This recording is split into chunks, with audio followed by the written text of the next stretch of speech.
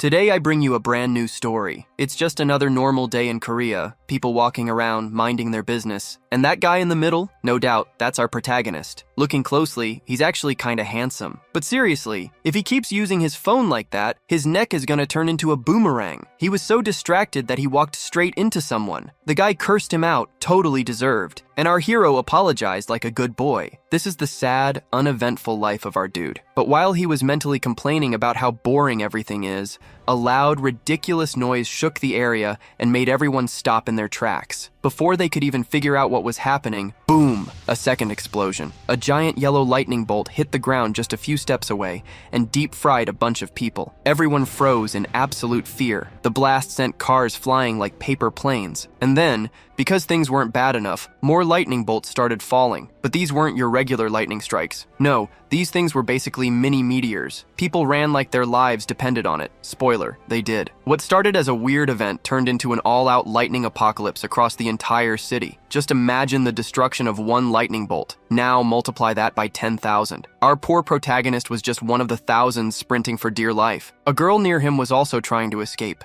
and he saw a chance to finally be useful in life. He yelled for her to follow him to safety, but turns out she had more luck. An ambulance came by and stopped to help her. Now she didn't have to run for her life anymore. Actually, she didn't have to run at all, ever again. Our guy went back to running, crying partly from the trauma and partly because that was straight up terrifying. But fate wasn't done messing with him yet. Because right ahead, a huge truck was ready to isekai him into another dimension. And just before it could turn him into protagonist paste, something wild happened. A white flash blinded him, and he got sucked into a portal. A lightning bolt, just like the ones from before, crashed down in a totally different place where it was night. We don't know how much time passed, but we do know one thing. He survived. He woke up groggy and confused, still traumatized by Truck Kun. But his attention quickly shifted to something new. Where the hell is he? He looked up and saw something insane. The birds in the sky looked like monsters straight out of a horror game, and there were 2 moons. That definitely wasn't part of the Korea he remembered. That realization hit him harder than the lightning back in the city. And to make things worse, he was freezing. And not just hands and feet, I mean freezing everywhere. One thing's clear. This place, this is not Earth. Looking up, he becomes confused as there are several monsters surrounding the area. Confused, he asks himself what is going on,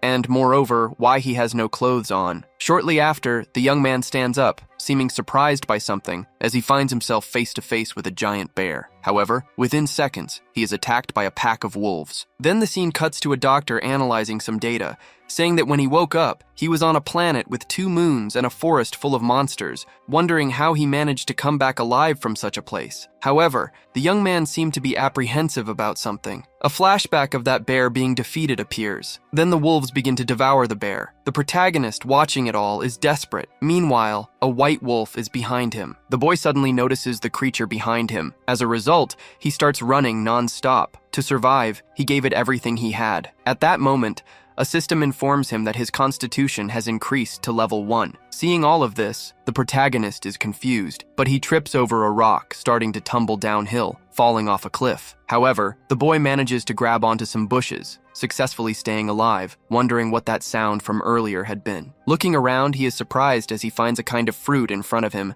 mentioning that he is very hungry and wondering if they are edible. But when he looks to the side, he notices some ants eating those fruits. So, without any remorse, he starts eating them. But at the same moment, he hears a noise in the bushes, and a creature with a piercing gaze is him. Then, a giant snake lunges at the boy, but within seconds, it is devoured by a giant frog. The young man watching all of this still cannot believe what he is seeing. That place is completely insane. But in reality, maybe he is the one who has gone mad. Time passes, and it has now been 67 days since he arrived in that place. Moreover, that pack of wolves from earlier has been following him and still hasn't given up. That's why the boy fears they might catch him off guard at any moment. Additionally, the forest has things far more dangerous than wolves, so he needs to find a safe place. Once again, time passes, and it has now been a year since he has been in that place. Looking up, the protagonist finds a giant banana, so he begins grabbing the big banana. The system alerts him that his strength has increased to level 1, and you can already see that the boy is quite ripped. As a consequence of everything happening around him,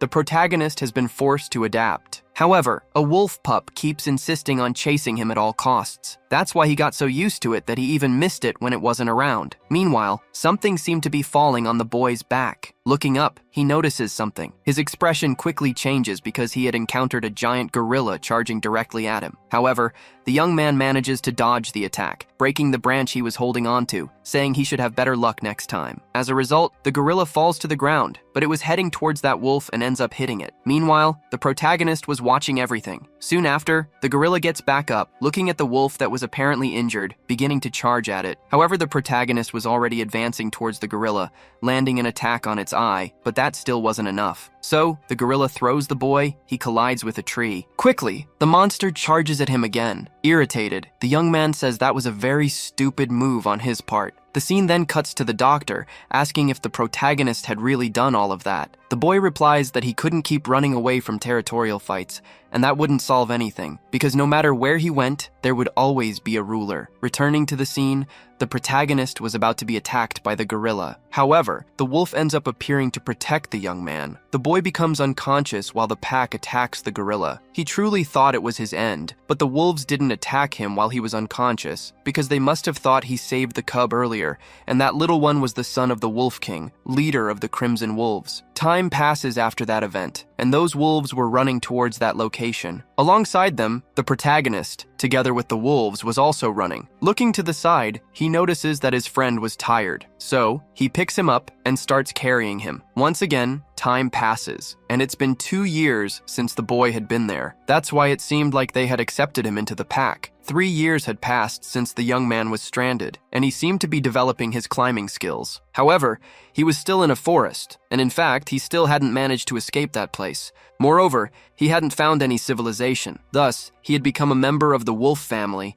and continued participating in territorial battles for the survival of his family. Once again, time passes, and it's been 120 years since he was stranded. That's why he thought he was the only human on that planet. In a constant battle for survival, he ended up making more friends, but even so, he lost some companions. Wondering how long he had been stranded, because he had forgotten the date, and it seemed like hundreds of years had passed, wondering how he was still alive. The doctor then asks if, after becoming the king of the wolves, even after 500 years, he still hadn't found any civilization. That's why they wanted to know how he had managed to return to planet Earth. The boy replies that he had started a war against the gorilla race for the lunar hill. Thus, a giant battle broke out, and a protagonist was also in the middle of it, charging at one of the gorillas. However, something strange happens as he was teleported once again, and when he opens his eyes, he is in a different place. Meanwhile, a girl seems to be analyzing a radio, mentioning that something was very strange as the dimensional energy was off the charts. The other guy then asks her to send the coordinates to the portal control team, so the girl does as he requested. At that moment, a portal begins to open. Thus, everyone starts fleeing the area, and an explosion occurs, and that collision causes everyone to fall to the ground, surprised because a portal had really opened. The other guy, desperate, says he doesn't want to die, and the other girl is already prepared for an attack, saying she will buy time so they should flee. The other guy then asks headquarters to send emergency reinforcements to that location. At that moment, the portal was in front of the girl. She then tells the person to get out of there as she was going to cut them to pieces. At that moment, a man's silhouette appears from the portal, leaving the girl completely shocked by what she saw, and as a result, she becomes paralyzed. At that moment, the man begins to scream. Then he comes out of the portal. At that moment, the girl approaches the protagonist, and the other guy is surprised because it really was another person. The girl wonders what that force from earlier was all about, because it was a pressure she had never felt before, not even against monsters in high-level dungeons. She wondered what the protagonist was. Thus, the situation was resolved, and that boy was a returnee, so they should call the ambulance right away. Then the scene cuts again to the professor. He thanks the boy for everything. His testimony and medical examination would be shared with the awakened central office. For that reason, he seemed quite healthy and should be discharged in a few days. Shortly after, the boy calls the doctor again, saying it was the first time he had spoken to a civilized being in 1,000 years, so he thanks him for listening to his story. The doctor informs him that he had shared a very valuable story, thus it should be the ones thanking him. Then he leaves the room. While walking, he thinks that the boy was a very interesting patient, and his story was vividly detailed, which would have made him a great novelist. Then the scene cuts to the awakened central office, and that girl asks if they were sure the information was correct because it didn't seem right.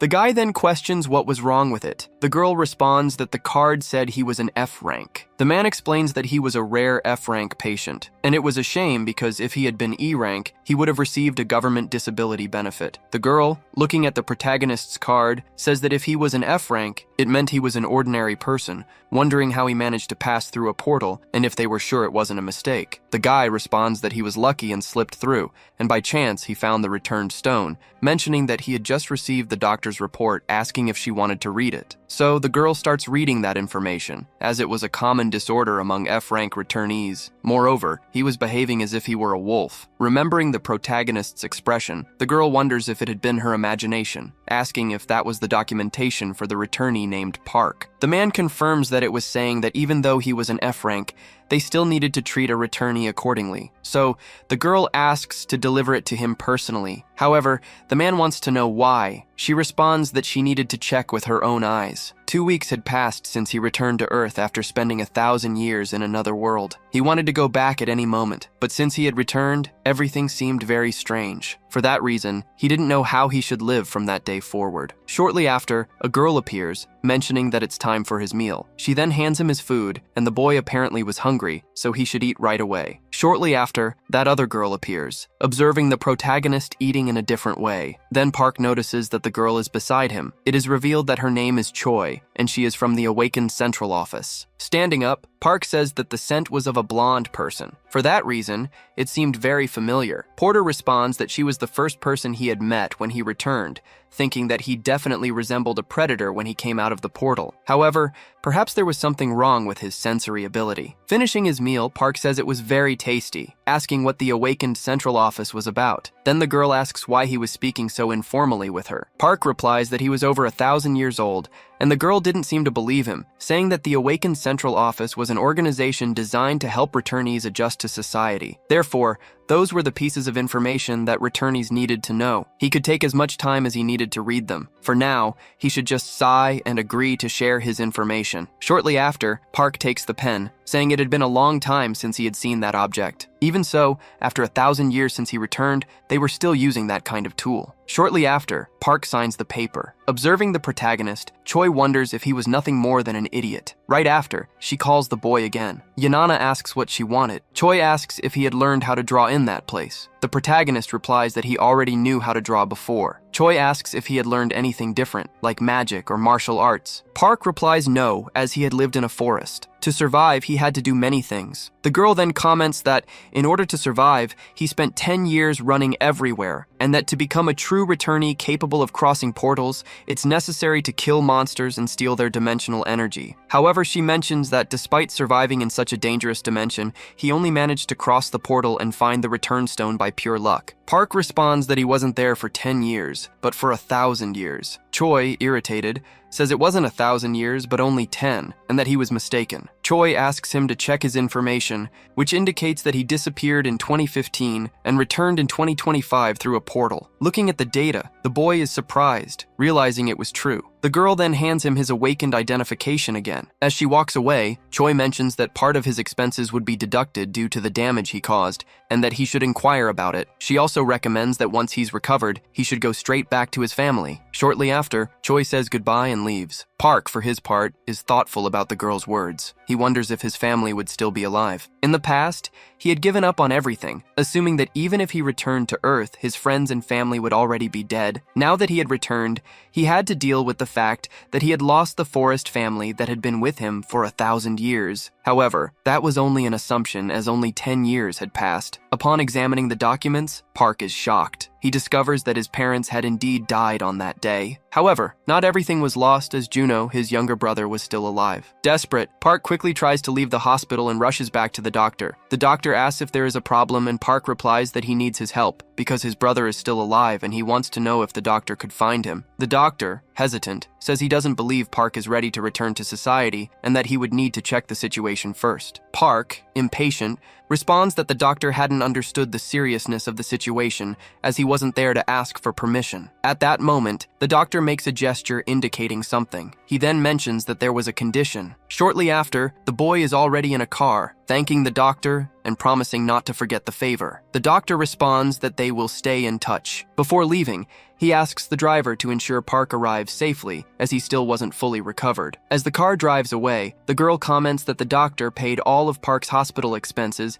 as well as providing clothes and even the driver. She asks why he did all of that for Park, considering that returnees of rank X are usually neglected by the central office. The doctor replies that he wanted to keep hearing that man's story, and besides, he needed to fix the doorknob as soon as possible. The girl, surprised, remembers how the doorknob was damaged, recalling the moment when Park opened the door in a hurry. Later, the doctor is in his office, reflecting that it was the second time the doorknob had been broken. He comments that it had been a long time since he had smelled an irregular. Meanwhile, Park is still in the taxi. A news report comes on informing that at 3:00 p.m. that day, monsters had escaped in an unprotected field in the province. The error occurred due to a miscalculation in the breaking little portal. The monsters were surrounding the area. The situation was expected to be resolved in approximately 50 minutes. 2 attacks were neutralized, but 12 awakened soldiers had died. As he listens to the news, Park watches closely. A flashback of the doctor appears, where he mentions that the world had changed drastically, becoming a completely different place after the Great Disaster. The doctor comments that if he were awakened,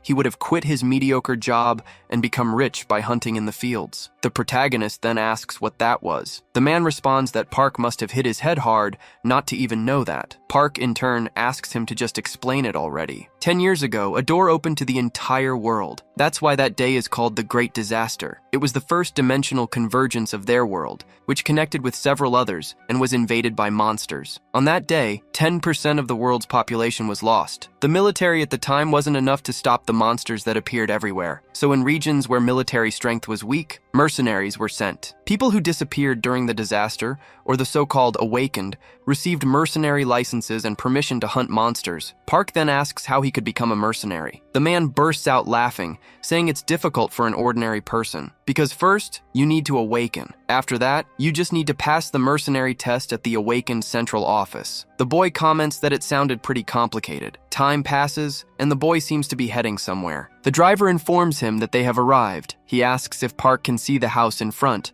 as that was the indicated address. Shortly after, the protagonist steps out of the car, thanking him for everything. Meanwhile, the young man walks toward the house. An elderly woman observes him from above and asks who he is. He responds that he is there for Cherno. The woman stays silent and comments that he still wears diapers, but talks as if he were an adult. Park, however, doesn't understand what she means. She responds that no one by that name lives there and asks him to leave. The boy wonders if he had come to the wrong place. However, inside the house, he hears some people arguing. Shortly after, he approaches the door. He picks up a piece of paper nearby, wondering if his brother was in debt. Sometime later, the boy is walking down the street, thinking that in the jungle, the law of the strongest prevails. But in civilized society, money is the true power. The scene then cuts to a building. Park enters and presents his awakened card. The woman informs him that his application for the mercenary test was denied because he didn't meet the requirements. Park asks what was wrong since he's an F rank awakened. The woman replies that he was classified as F rank, 4 points below the necessary level. The boy asks how that's possible, as he had crossed a portal 2 weeks ago. The woman explains that ordinary people die when they try to cross a portal, their bodies split in half. She continues, saying she doesn't believe he really did it. Either way, he could attend the awakened school or earn points in field battles and should return when he becomes a true awakened. Leaving the place, Park thinks that the system is very confusing. However, he becomes curious about the goblin field in Suwon. The scene cuts to another location. Inside a taxi, Park asks how far those walls stretch. The driver replies that they surround the entire city, and then he can see it on the map app. He asks if Park has a download of the app, as the city is divided into 12 areas with hundreds of gates for transit between them. Park, observing the situation, decides he needs to immediately. Shortly after, he spots his destination, and the taxi informs him they've arrived at Suwon Field, Gate 27. The boy gets out of the car and faces a giant area. He assumes that crossing that gate would lead to a hunting ground. Shortly after, he begins walking toward the location. 2 soldiers stand motionless at the site. They ask what the protagonist is doing there. He replies that he's there to hunt. One of the soldiers remains silent and asks to see his mercenary license. However, Park responds that he doesn't have one. The soldier says that ordinary civilians are prohibited from entering that area. They then notice something nearby. The other soldier requests they close the exit, but it's too late. A car appears, crashing through the site. Inside the car, a creature devours a man. As a result, the car collides with a wall. Meanwhile, the other soldier calls for the emergency squad to contain the creature. The soldiers surround the vehicle and assume combat positions. The creature exits the car. The soldiers give the order to fire and begin shooting at the monster multiple times. The creature appears to be defeated. The soldiers report that the situation has been resolved and that a monster that crossed the gate has been killed. The other soldier wonders where Park went. He wonders if Park had left the area. He probably ran away after seeing the monster. However, that wasn't the case. Meanwhile, the protagonist walks outside the area, mentioning that it was a field, but even so he could feel everything. Moreover, he would have to buy a car for himself. The boy looks around, wondering if except for the city of Seo, all the other cities were completely destroyed. For that reason, he couldn't believe it. Sometime later, night has fallen. Park mentions that the darkness felt very familiar. He starts walking among the ruins, saying it's time to hunt. Shortly after, he falls to the ground, assuming that his body felt a bit heavy. Meanwhile, he observes some buildings. Then, he begins to run quickly toward them. He successfully climbs them, reaching the top. At the top of a building, Park stood tall with the moon behind him, creating a scene that was nothing short of epic. But he wasn't there just to look cool. The protagonist closed his eyes and focused, activating his senses to figure out the best direction to take. He quickly turned his head to the side and decided to start there. He descended the building effortlessly. The grip on those shoes must be from another planet. Wandering through the empty streets, he approached a dark alley that looked suspicious. At the far end, a pack of goblins had cornered a defenseless dog, ready to make it their dinner. The drool dripping from the monsters' mouths left no doubt they were starving. But that dog wasn't going down easy. It fought with everything it had. That's when, stepping out from the shadows, our boy appeared. He looked at the dog and, in a slightly ironic tone, asked if it wanted help. Maybe the desperate look in its eyes said yes, but it didn't matter. The goblins had already made their choice. They charged at the human. Perfect. Park grinned and ran straight into the fight. In the blink of an eye, he spun around and struck from behind. The first goblin got punched so hard that its head literally sank into its own body, just like that. But then something even weirder happened. A bunch of system windows started popping up in front of him. Error messages appeared one after another, and our protagonist had no idea what was going on. The screen seemed to be saying something went wrong while recognizing his actions. While he tried to make sense of it all, the other goblins took advantage of the distraction and attacked. They were full of confidence, which was completely shattered when, one by one, they got their teeth knocked out with a single hit each. Total knockout. The last goblin, after watching the massacre of his buddies, tried to run. In a panic, he climbed up the building, but he made a fatal mistake. He stopped at the top and looked back, like he wanted to see the monster he had just faced, and he saw it. Park caught up to him, threw him off the edge, and the fall ended his life. Back on the ground, another system window appeared, warning of an error when trying to display his class abilities. That triggered a memory, about 100 years ago when he was butt naked and running through a forest trying to survive. That's when he started earning status points. Could it be that even here, on Earth, these system windows still work? And more importantly, do the errors have anything to do with his body being weaker ever since he returned to this world?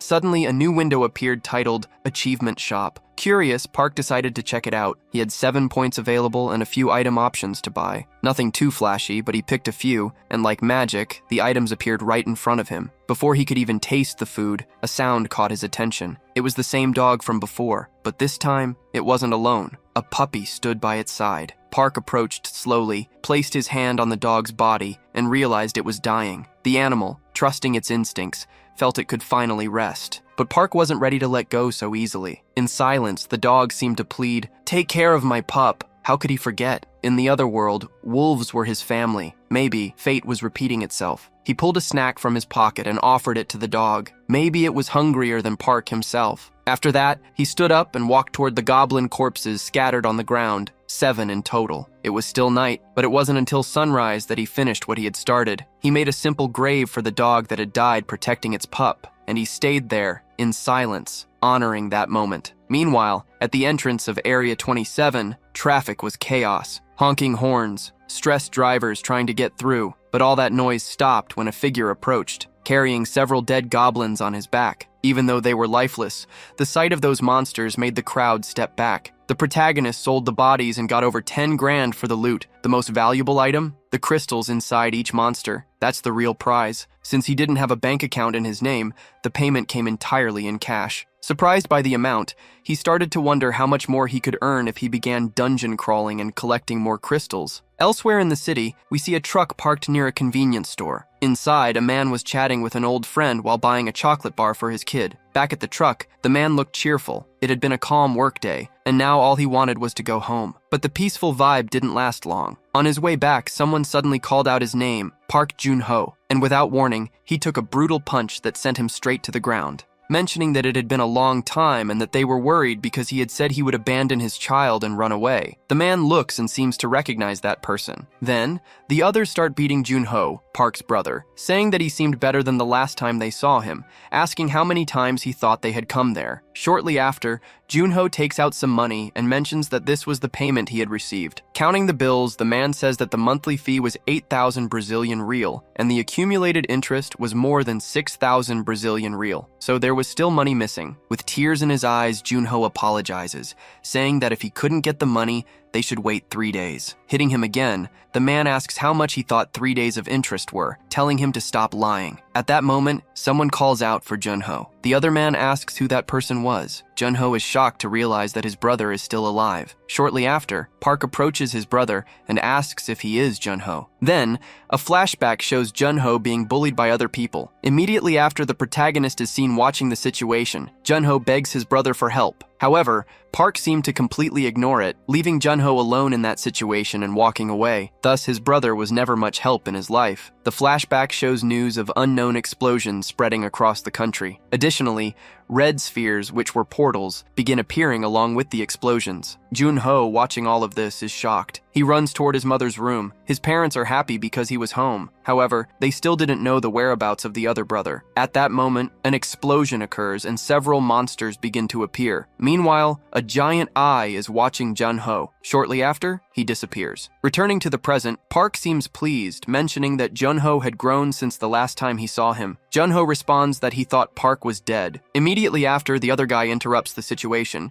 He asks if that man was really Jun-ho's older brother. At that moment, Park grabs the boy's head. In seconds, the boy is thrown back. Jun-ho watches in shock. The protagonist threw the guy so hard that he flew to the side. The two henchmen are stunned by what they just saw. Park asks if his brother is hurt. He replies that he's fine. At that moment, the other guy charges at Park. Park attempts to kick him. However, it seemed to have no effect. The man's leg simply broke. Falling to the ground, the guy begins writhing in pain. The other guy is still trembling in fear. He assumes that the protagonist is an awakened being. Shortly after, Park tells the man to come at him. However, the man responds that he hadn't hurt him. He says Park had to believe him. He told those people to leave him alone. Shortly after, Park hands some money to the man. He tells him to take the money and leave. Sometime later, night has fallen. That elderly woman appears. In front of her, the protagonist, along with his brother, watches. The woman asks if he was sure that man was his brother. Jun-ho responds that he's sure. Park, calling the woman grandma, mentions that he brought some meat. The woman says there should be contact as it's family. She asks them to hurry up because the boy had fallen asleep, waiting for his father to come home. Inside the house, a boy seems to be sleeping. Park asks Jun-ho if that was his son. Jun-ho responds that his name is Gung-ho and that he's his only treasure. Park asks where the boy's mother was. Jun-ho replies that she had left to live her own life, but it was his fault for not providing enough for his family. Park, trying to change his mood, says they should have a drink. Later, they are at the table drinking. Jun-ho responds that after Park disappeared,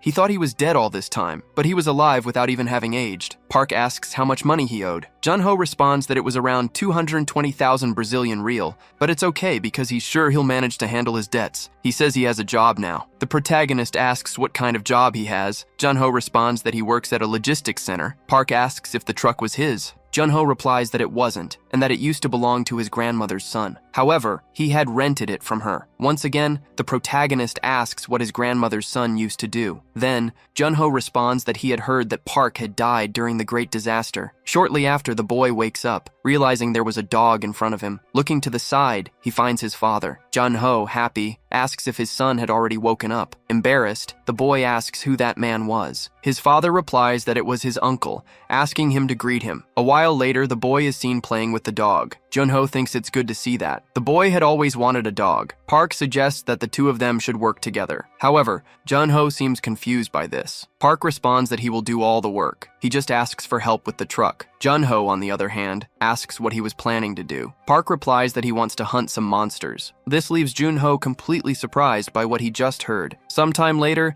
the scene cuts to the command center. That girl is congratulating the protagonist. The protagonist registers as an awakened being. Somehow, he had managed to increase his stats in just one day. Park asks if he is now an F-rank druid. The girl responds that now he could use his identification to open a bank account. She says he could carry out financial transactions. Handing something to him, she mentions that it was a small gift. It was for registering as an awakened being. Also, he shouldn't forget to download the Awakened Central app. She tells him to gather enough dimensional energy to become a ranker. He should be eligible for pensions and many other benefits. She asks if the protagonist knew how to open a status window. Due to recent technical issues, the interface had undergone changes. At that moment, Park says the keyword. The system screen appears, showing all his stats. Observing this, Park wonders why his stats were so low. Then, the scene cuts to the truck belonging to Park's brother. He is happy because his brother managed to get a phone. He congratulates him on officially becoming an awakened being. In the middle of the call, he says he's on his way, so he'll meet his brother there as soon as he delivers the last batch. Now that Park has become an awakened being on paper, all that remains is the mercenary test. However, Park replies that before they do that, they should pay off his debt. Juno responds that he's still an F rank, so he doesn't think they're ready to hunt monsters yet. However, the protagonist hangs up on him. Juno wonders if this was really his brother. It seemed like he had completely changed. As he walks toward the location, the protagonist says the gate seems to be closed. Meanwhile, on Route 77, a group of people seems to be in a rush because they're going to miss their game. Inside the car, a group of people seems nervous. However, the other guy tells them to relax. He asks why they're scared since they're awakened after all. He questions if they had forgotten they could officially become raiders in the guild, because if they succeeded, they'd be able to clear that dungeon. Annoyed, the other guy thinks that these people are very incompetent. They were doing it for the money and wouldn't have come this far without their connections. Shortly after, the soldier calls for the next person. Thus, the man is surprised, and the protagonist appears again in that place. The soldier asks if he's alone. Park responds that he is. Shortly after, Park places his card on the reader. The soldier begins pulling up some data on the protagonist. He asks if Park knew that was a ranking with limits, so he couldn't enter just any dungeon. Meanwhile, the man from before is observing the protagonist, who is entering that place completely alone. The other soldier asks if he thought the protagonist would be okay. After all, he didn't even have the proper equipment. However, the other guy tells him not to worry, because that was the guy who single-handedly dealt with 7 goblins at Gate 27. The other guy in the car, apparently jealous of the protagonist, wonders who he thought he was, wondering if he was going into the field like that. For that reason, he thought Park was crazy. The other soldier then apologizes for the delay, saying he was having some technical issues. Finishing the verification, the guy tells his friend to speed up, because they're going to follow the protagonist's route. However, he becomes confused, because the boy had simply disappeared in the middle of that tunnel. The other guy wonders where Park had gone, and the man thinks he might have encountered something very interesting. Meanwhile, the scene cuts to the forest, and Park seems to be running through the place. Shortly after, he stops, saying that this must be the current state of his body. So, it seemed like Park had become very weak. He needed to motivate himself to improve and start training again. Looking at something, he seems surprised. He was hearing strange voices, and he guessed it could be the sound of a sword battle. A little further ahead, the boy noticed something, and he assumed that the sound was coming from that direction. Shortly after, the young man smiled, thinking that a fight between civilized beings rather than beasts could be a very good opportunity. For that reason, he couldn't afford to miss it. The scene then cuts to someone losing their arm. Above that battle, the protagonist coldly observes, and in the midst of the commotion, a group of people is being surrounded. Park, irritated, says that it seemed like it would take all day for them to start killing. Meanwhile, a man steps out of a car. He asks why it's taking so long to deal with those people. The soldier, observing the man, seems surprised. Then, irritated, the man tells them to deal with it at once. Another man says that person had a bounty of 200,000 Brazilian real on his head. Meanwhile, the protagonist is observing what the man is saying, surprised by the amount he could receive if he killed that person. The soldier, watching that man, seemed astonished. Thus, the group seemed ready to finish off those people. The man then affirms that his bounty is that amount, so they should try to catch him if they could. However, the group didn't seem very confident, wondering if, even giving their all, they would be able to win. At that moment, the man charges at the people. Within seconds, the protagonist appears, heading toward the other soldiers. The man, watching Park, becomes confused, and the other soldier wonders who that man was,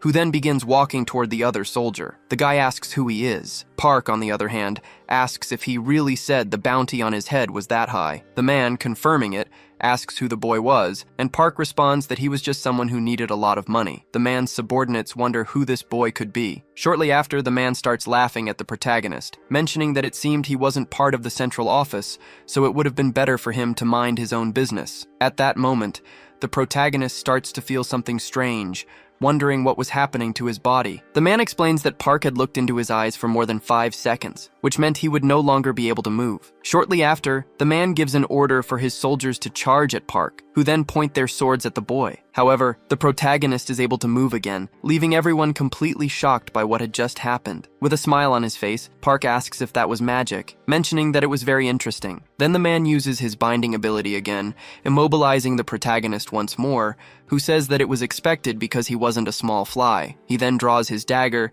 saying that the man should have thought twice before messing with him. But at that moment, Park strikes the man, who seems to have been injured by the attack. Park asks if he had any other tricks up his sleeve. He then punches the man, and a flurry of punches follows. The man is thrown back where he appears to have been defeated. Park, for his part, says that it was all very boring. The other guy thinks that to deal with that man so easily, Park must be incredibly strong, and he wonders who the protagonist really was. Meanwhile, the group of soldiers continues watching the boy. Park asks if they still wanted to fight. The group responds that they didn't. Shortly after, the protagonist points to a place, telling them to go there, asking if anyone happened to have a rope. One of the men responds that he had one. The protagonist then asks what there was. However, the group responds that they didn't have a bounty because they had no choice and were forced to work with that man, or they would be killed. So delivering that man would be enough to make him rich. With tears in his eyes, the man couldn't believe that his companions had betrayed him, abandoning him after he had helped them all this time. Park, for his part, asks if he had finally woken up. The group begins insulting the man, saying that he was just a piece of trash. The boy then asks if he wouldn't get anything for getting rid of those people. Then the other man mentions that they were lying, as they were all criminals too. Surely some of them must have bounties. However, the group responded that it wasn't true. They claimed they were really just useless vagabonds. Park, on the other hand, was called by the man, asking what the city's laws were that made him feel so unrestricted, because in that place, right there, the land was true freedom. So if he let him go, he would do whatever he could to make Park live like a king. But at that moment, the protagonist kicks the man again, telling him to be quiet. The man seemingly passed out. Park then asks if the man was saying that all those people had bounties on their heads. The man answers yes, since most of them were former criminals. Unhappy, the man thinks that it was his end. Park asks if there weren't too many to take with them, and the boy says they could leave them behind. The protagonist replies that it was time for everyone to take a nap. Sometime later, the scene cuts to a car driving down the road. Inside, the boy says they really needed his help, so they had to repay him somehow. However, the protagonist replies that they didn't need to do that. The other man then says that, thanks to Park, they managed to leave that place alive. Park says that if they wanted to see it that way, they could do something for him. The group then begins to ask several questions, like what his special powers and abilities were. The man responds that his awakened ability was swordsmanship, and he learned to track by investigating through skill books. Park, surprised, realizes that one could learn magic through books. The man, also surprised,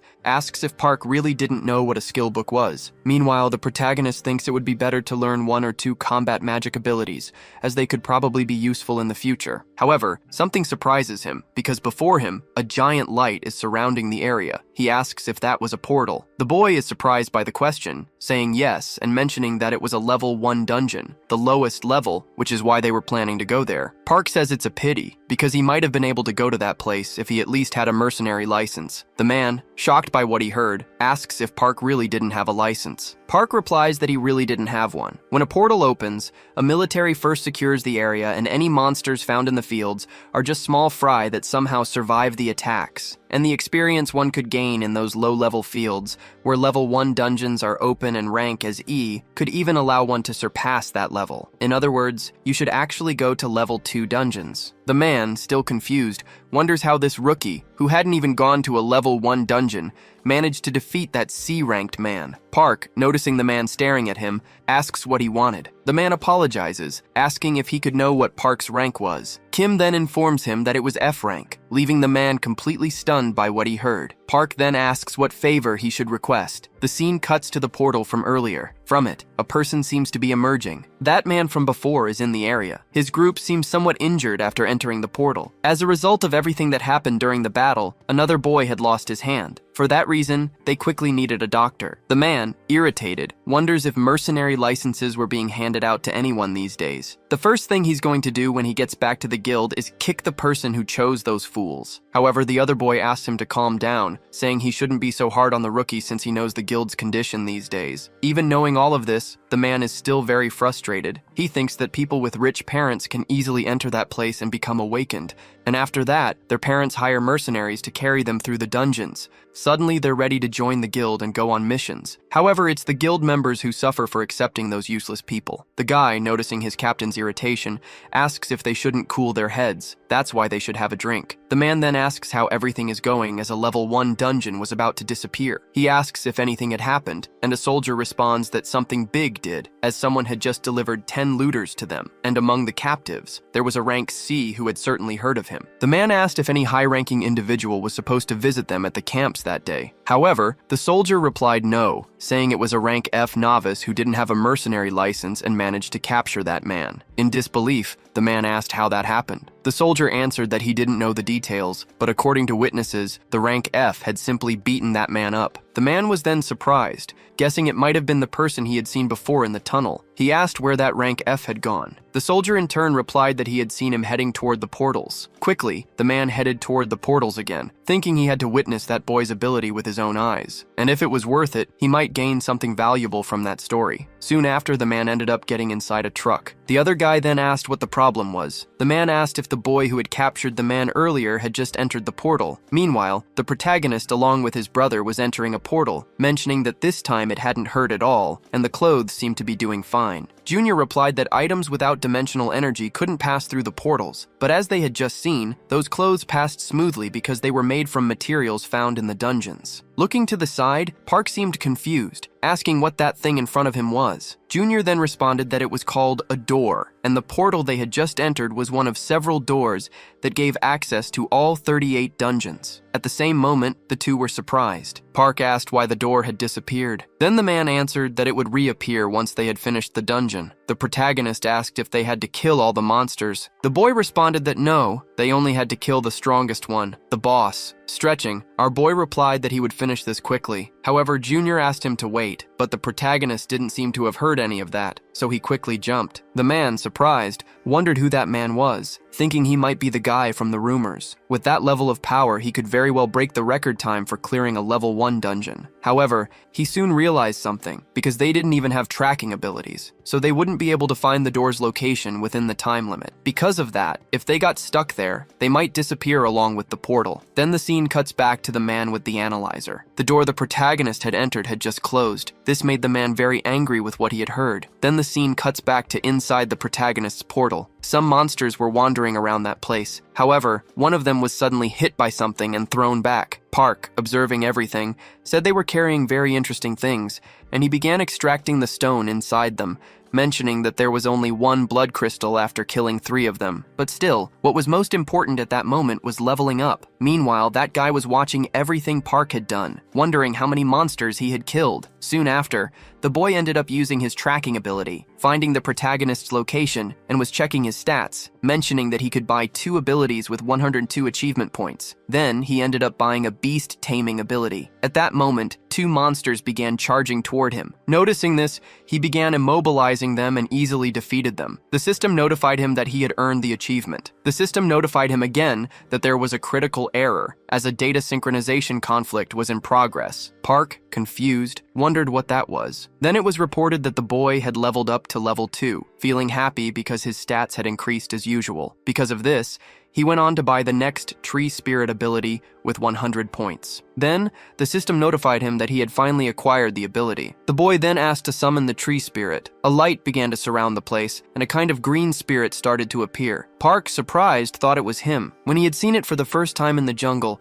he thought it had been some kind of firefly. So, he asked the Tree Spirit to search for the missing goblins. Following the protagonist's orders, the spirit left, beginning to search for the missing monsters. Park said that the Tree Spirit transmitted the memories it read from the vegetation and trees into his mind. However, it was still a bit slow, and he wondered if it was because his level was still low. At that moment, he started to analyze his status window along with his abilities. He then noticed that he had two abilities, one for searching and the other for tracking. Because of this, he decided to buy both to keep improving. Immediately, he placed his hand on the ground. He began using his searching ability, stating that it was a reference point. Then he used his tracking ability, receiving the information that the goblins were already dead. However, he was surprised. Looking to the side, he assumed that it wasn't just an ordinary goblin. At that moment, he rushed toward that place, astonished by what he saw. The boy from earlier was being attacked by a different monster. Park, on the other hand, asked what he was doing. Then he smiled, happy that the protagonist had returned. The young man then asked if he hadn't said he would hunt alone. However, the young man replied that, in fact,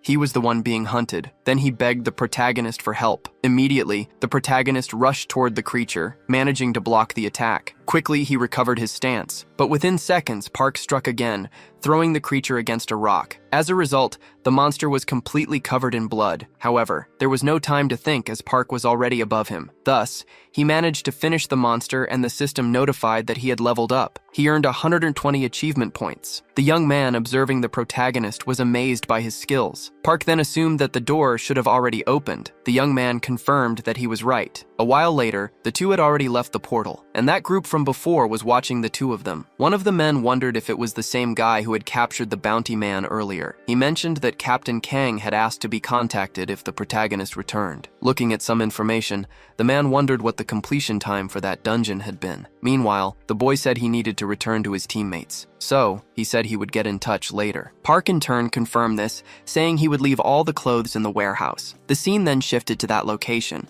and Park had already changed his clothes, mentioning that he was very hungry. However, he was surprised. A man had appeared, asking if his name was Park. The boy asked who he was. The man introduced himself as Kang, the captain of the 27th combat team of the guild. He asked if he could have a few minutes of his time. Later, the protagonist and that unknown man seemed to be discussing something. Park, meanwhile, asked if he was from the Sheila Guild. The man invited him to join his guild, offering to provide an environment to help him grow. However, the boy responded that he wasn't interested in that. The man, irritated, asked what was wrong with the kid, as he was refusing to join a guild without even thinking about it. He said that if he was already associated with a guild, they could make an official offer. However, the boy responded that he wasn't in any guild. The man said that they might be in 4th place, but he needed to know that there was practically no difference in strength between the top guilds. However, the boy replied that he didn't like being under other people's. Then time passed again. Park was apparently already at home, saying it seemed like they hadn't returned yet. As he lay down, he thought they might be enjoying some quality time together as father and son. Shortly after, an old woman appeared, asking why young people these days like to disrespect time so much. The protagonist then replied that she should sit down too,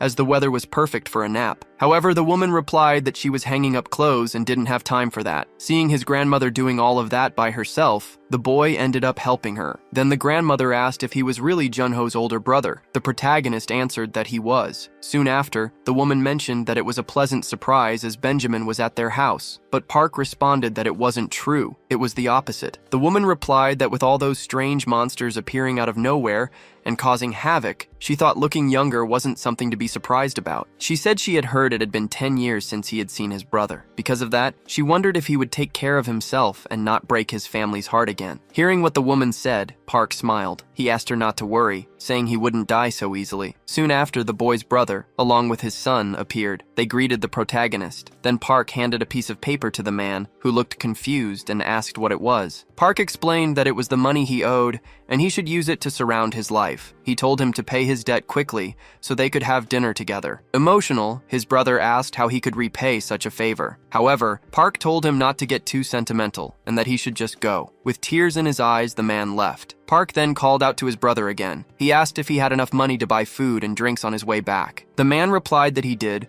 and he would return before they even noticed. Park stayed on the terrace taking care of his nephew. At that moment, a system screen appeared, indicating that the target was following him and that he should name it. Park wondered what he should call the dog. The child suggested it should be named Baku. Hearing that name, Park replied that it didn't sound too bad. From that moment on, the dog would be called Baku. Time passed. The child, lying down, said he was very hungry and wondered why his father hadn't arrived yet. Noticing his brother's truck, Park assumed that his brother had already arrived, so he decided to go welcome him. Shortly after, the child, along with the protagonist, headed toward the truck. However, the man appeared, covered in blood, and collapsed on the ground. Park, seeing this, wondered why it happened. Sometime later, the scene shifted to a building at night. Meanwhile, a group of people inside the building seemed to be playing a card game. One man asked if the fight should start that week. Another man replied yes, saying that he'd seen all the online communities were betting on the man named Miho. The man asked if there was any news from Horizon, as last time they went there,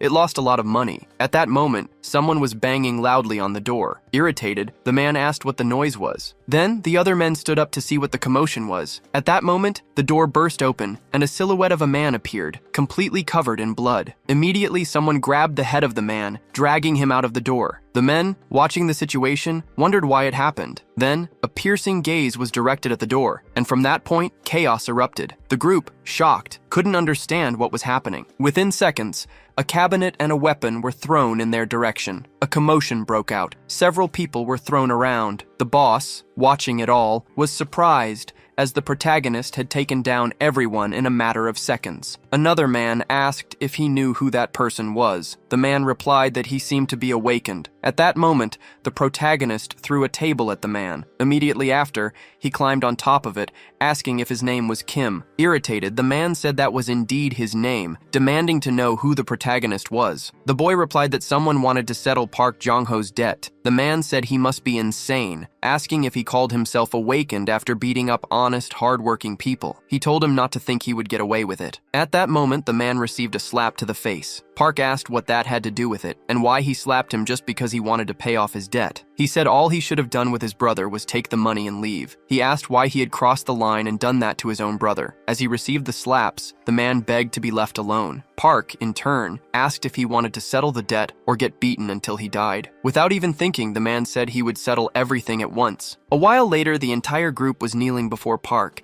saying that from that moment on, their client, John Rodham, would no longer have any obligations to them and all his debts would be paid. Park then replied that if they ever saw them again, they should consider themselves dead. He told them to make sure not to cross his path. Kneeling, they all confirmed what the boy had said. However, one of the men still didn't seem to have given up. Sometime later, the man mentioned that the protagonist had already left. Irritated, the man, plotting his plans, wondered if the boy really thought he didn't have people backing him. Once again, the scene shifted to a building, and that guild leader from earlier mentioned that he had found new talent. He asked to take a look at this person, that he showed some information about Park. However, the man noted that he was just a rank F, and besides that, he had registered as an Awaken only that day. The other man said that was all more reason to be interested, as they could take a closer look at his profile, but the system notified that access had been denied. They wondered what kind of person he was. However, they managed to bypass the security and access the information. They still wanted to know why his profile was confidential. It seemed he hadn't joined a guild yet, and there appeared to be more to his story. Then, the man asked to check his abilities. The boy mentioned that he was a type of conjurer. Moreover, he had previously defeated a man with a high bounty in a very easy manner. He asked if they knew that this man had been missing for 10 years, which made the situation strange. They wondered if he might be a special agent. The man then said he thought he would be strong because of his abilities,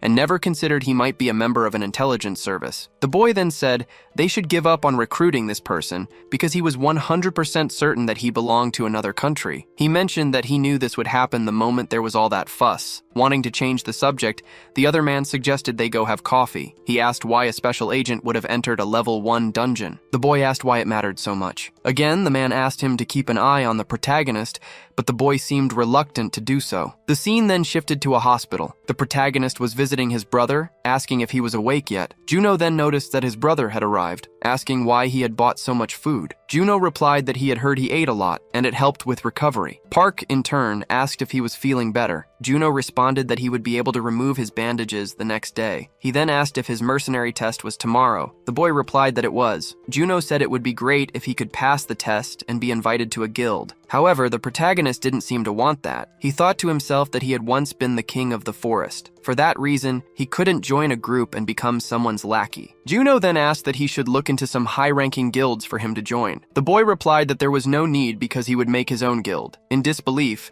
Juno asked if he was really going to create a guild instead of joining one. Sometime later, the scene shifted to the adventurer's agency. Meanwhile, Shui seemed to be walking through the building. Shortly after, an older man called out to her. He asked what had happened to her in recent days. He mentioned that there had been 2 breaches in her area, and if yesterday's portal had been a bridge portal, the city would have been in ruins by now. The girl then asked if they couldn't do anything without her. However, the man asked her to help because the portal department manager had been bothering him all day. What he was trying to say was that she was wasting her talent, but the girl replied that it had been hard to stay focused lately. Handing her a paper, the man told her to stop talking nonsense and read it at once. Shui, in turn, was surprised because they had sent her to do manual labor when she thought she was finally going to have a break. But the man replied that she wasn't the only one and it wasn't the first time anyway. Immediately after, the girl, irritated, began to leave the place. The man asked her not to go around rejecting candidates just because she was upset. He reminded her that they were short on people and needed every person they could get. Shui replied that it was better to reject those idiots who couldn't protect themselves. Shortly after,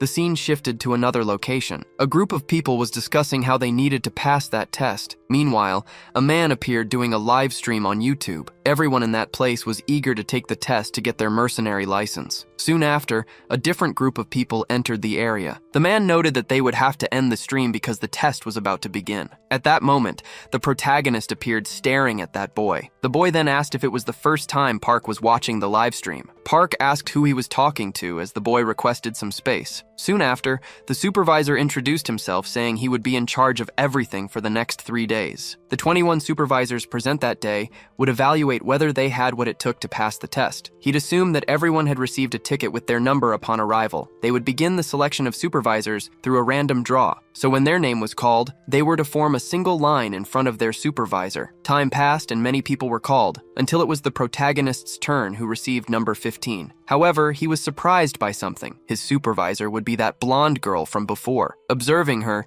he mentioned it had been a long time since he had seen her. The boy recognized her immediately, and the man asked them to head to their respective waiting rooms and rest until further announcements were made. Meanwhile, the boy who had been streaming earlier was heading to the location, bragging to his viewers that it would be tough to pass the test. However, he seemed like he would leave the next day. It was then revealed that the streamer from earlier was also in the room where the protagonist was. Looking to the side, he noticed the boy, asking why he looked so sad when he had been so excited earlier. Looking at the protagonist, he realized it was the same guy from before, asking if he ever heard about that blonde girl's craziness because there was a reason everyone called her a witch. That girl was the type to eliminate someone just because she was having a bad day. Park, in turn, asked why it was the supervisor's fault and not the fault of those who weren't prepared. Irritated, the boy thought that Park had just ignored his words, knowing from the start he was useless, asking if he cared to show respect to his seniors. However, the protagonist replied that if he had a problem, he should solve it like real men with a fight. The boy then asked if he thought he was easy prey. Quickly, Park responded that he did. Irritated, the boy said he was going crazy and told Park to follow him. Meanwhile, Choi had arrived at the location. However, she noticed that no one was there. Annoyed, she wondered where everyone had gone. The scene then cut to a ring arena, and the protagonist, along with the boy, was preparing for a fight. The boy said that Park was very unlucky because he should have fought twice before wanting to fight him. Asking if he had never heard of TV Kaboo since despite appearances, he was a promising YouTuber. And however, Park seemed unaware of what that was asking if it was some kind of food. This made the boy even more irritated, and he mentioned that he would have to teach Park a lesson. Everyone in the stands was very excited about the fight, fully cheering for the streamer, saying one of his hobbies was teaching manners to disrespectful kids like Park. Watching all of this, the protagonist remarked that everything seemed quite fun. The streamer then warned Park not to ask him to cover his hospital expenses after he was done with him. At that moment, he charged at the protagonist, throwing a punch. However, Choi appeared at the scene, ordering everyone to return to the waiting room immediately. As a result, the group hurriedly left. Watching the protagonist and the man, Choi asked if they were desperate to fail the test, and she didn't need an explanation. One of them just had to take the blame. Whoever lost would fail the test, and they should continue the fight. The streamer, watching this, thought it was expected because that woman was crazy. Then Park prepared for the battle. The streamer asked him not to be nervous, reminding him that it was the protagonist who had asked for this. Park, in turn, apologized for what was about to happen. At that moment, the boy charged at Park, but within seconds, he was struck by a punch and was quickly knocked out. Choi, watching this, was surprised, thinking that ever since the day she met him, she had felt an uncomfortable sensation that wouldn't go away. Park, looking at Choi, asked why she seemed so distracted, saying that if she won a fight too, she should get into the ring. However, he had one condition. If he won, she couldn't disqualify the other guy. Choi, in turn, said the boy must be crazy. Then she entered the ring, asking if the young man was perhaps an irregular. However, Park didn't know what that meant and asked who it was. Then the girl lunges at the protagonist,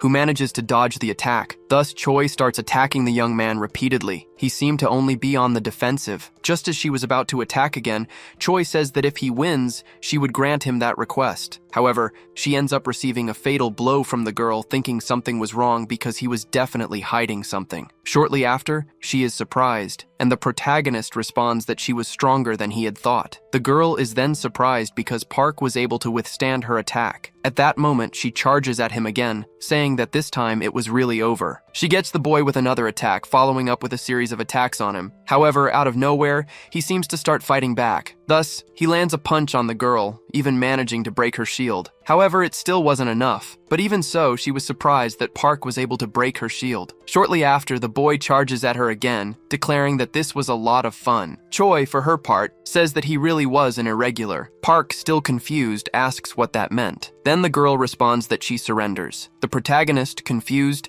asks why, since the fight was just getting good. The girl replies that the place was too small to use her abilities and that they should fight in a larger area next time. Park, on his part, asks if there were strong girls like her on Earth, to which Choi responds there weren't many. Shortly after, the protagonist says he chooses her, and for that reason, they should make babies, asking if she wanted to mate with him. However, the girl slaps him across the face. Meanwhile, that streamer finally wakes up, wondering what had happened. At the same time, Choi was very irritated by that and starts walking away. That guy was still surprised, as he had been knocked out with just one punch. For that reason, he should go home, since he wasted money on the application without even taking the test, mentioning that it was very embarrassing. Looking at the protagonist, the young man still seemed angry, asking if he was satisfied with that. However, Park responds that he hadn't been disqualified. Meanwhile, the camera was watching them, and the scene cuts to an old man looking at a computer, completely surprised that Choi had lost. Park then calls the streamer to leave together. However, he was still confused, asking why he hadn't been disqualified. Park informs him that he had asked Choi to ignore his disqualification. The streamer still wanted to know why the protagonist got slapped, but the boy responds that he didn't mean to know that. Shortly after, the young man seems to have realized something, supposing that he had been hit because of him. That's why he convinced the girl to ignore the commotion by letting her hit him. Realizing this shortly after,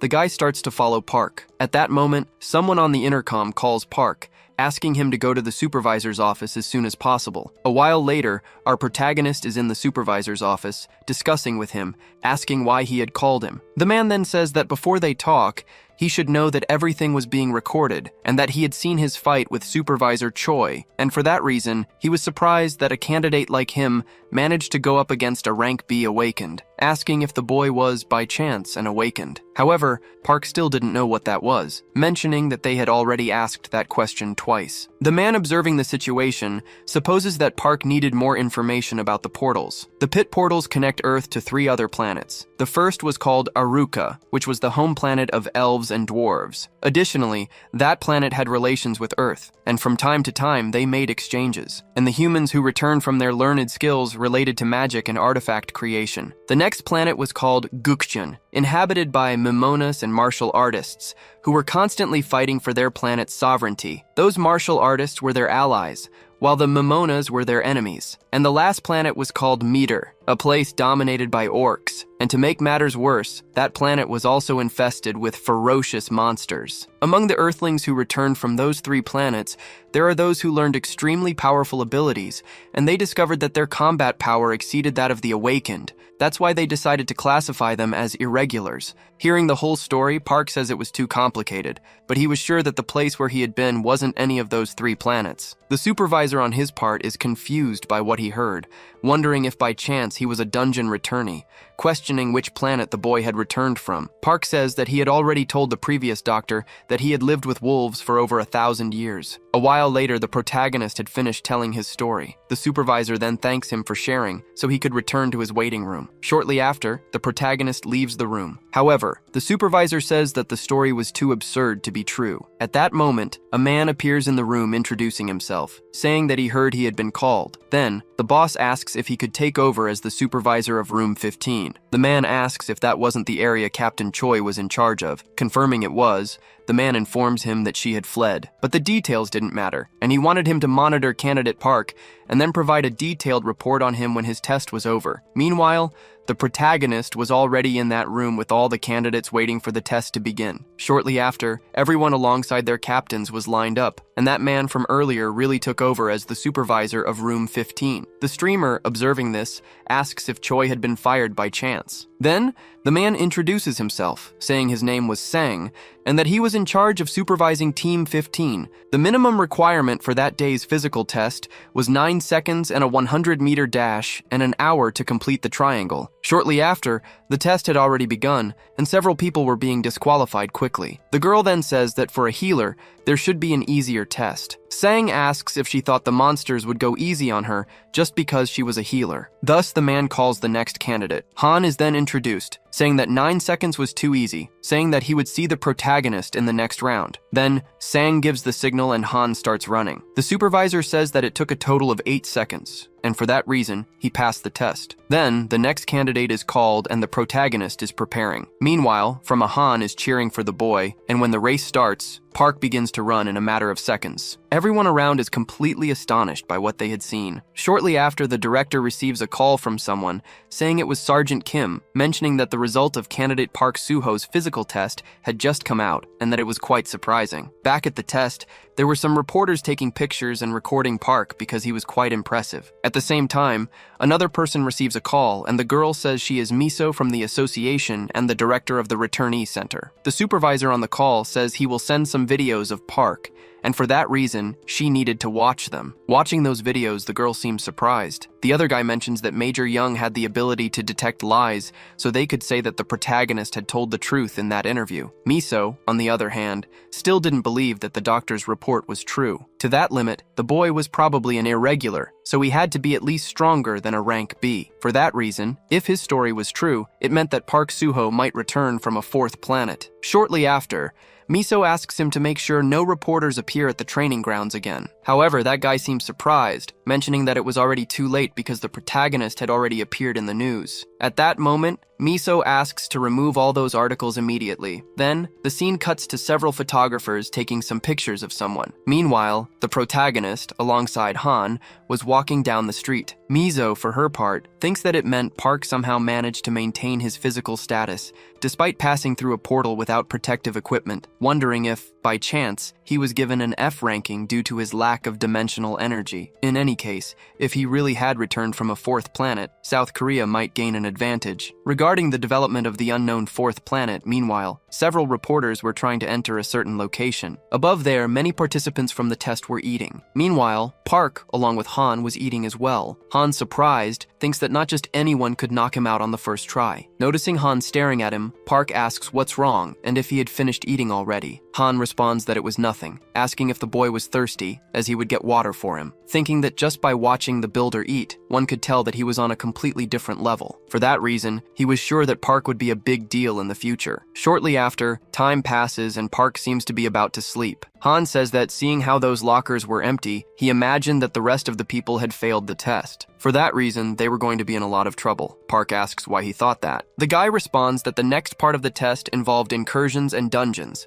so teams with more members had an easier time, while those with fewer struggled. However, Park tells him not to worry about that, as they didn't need more people. Hearing what the boy said, Han is surprised, thinking he was very good. However, the situation was different, as dungeons had many unpredictable factors, so he thought it would be easier to have more people with different abilities. Park says he had already told him not to worry, and more importantly, asks what he was doing with his phone when he saw him for the first time. The boy then responds that he was streaming on YouTube, asking if by chance Park didn't know about it. Asking if he lived in a cave, the protagonist responds yes, as it was pretty much like that. Taking out his phone, Han says that it was called YouTube. Thus, he begins to show him all the features it had. Shortly after, Park says that he was really a good person. A while later, the two had already left the house, and the boy thinks that his partner had everything it took to become the next YouTube star. Moreover, he was quite a stud and had a perfect body, which is why he even appeared in the headlines for breaking a world record. For that reason, if Park demonstrated combat power in dungeon incursions,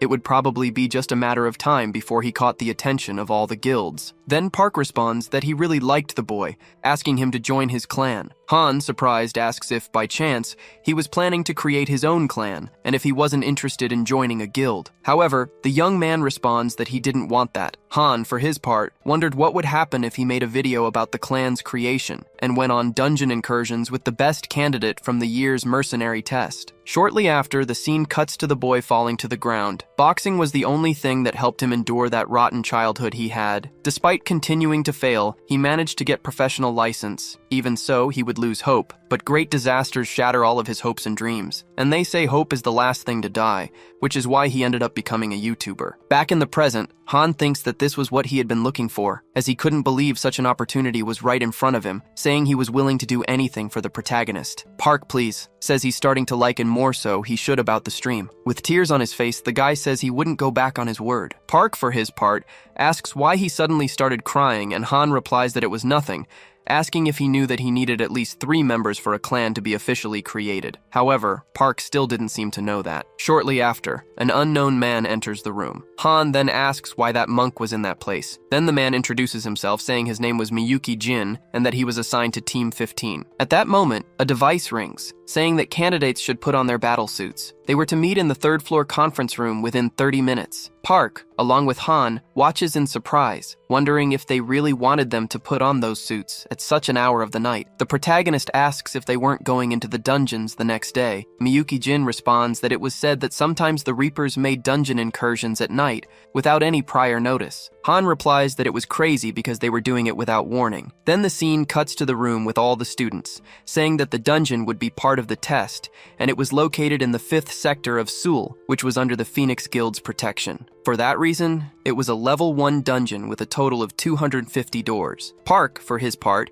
asked what it meant to be under protection. Han, in disbelief, was still surprised because the protagonist really didn't know anything. With doors appearing everywhere, the South Korean government found it difficult to manage all of them, so the government hired private mercenary clans to protect the 12 sectors. The guild is the name given to a private mercenary clan contracted by the government in exchange for its services. Guilds gain rights to process the dimensional energy of the dungeons they manage. Park, for his part, asks if it was basically a tax-free zone where they could hunt, and Han responds that it was pretty much like that. The boy thinks he just wanted to form a clan because he missed hunting with his pack. However, now he could even get his own land. Han replies that it was great to have his own dungeon because that way he wouldn't have to pay to use it. Park replies that the goal of his clan was to become a guild. However, Han asks if they shouldn't worry about passing the mercenary test first, wondering if the protagonist was pretending to be dumb. Shortly after, that guy says that this was an image of the portal's location in Sector 5, and that dungeon had only 15 days left before it broke. It was a labyrinth-type dungeon,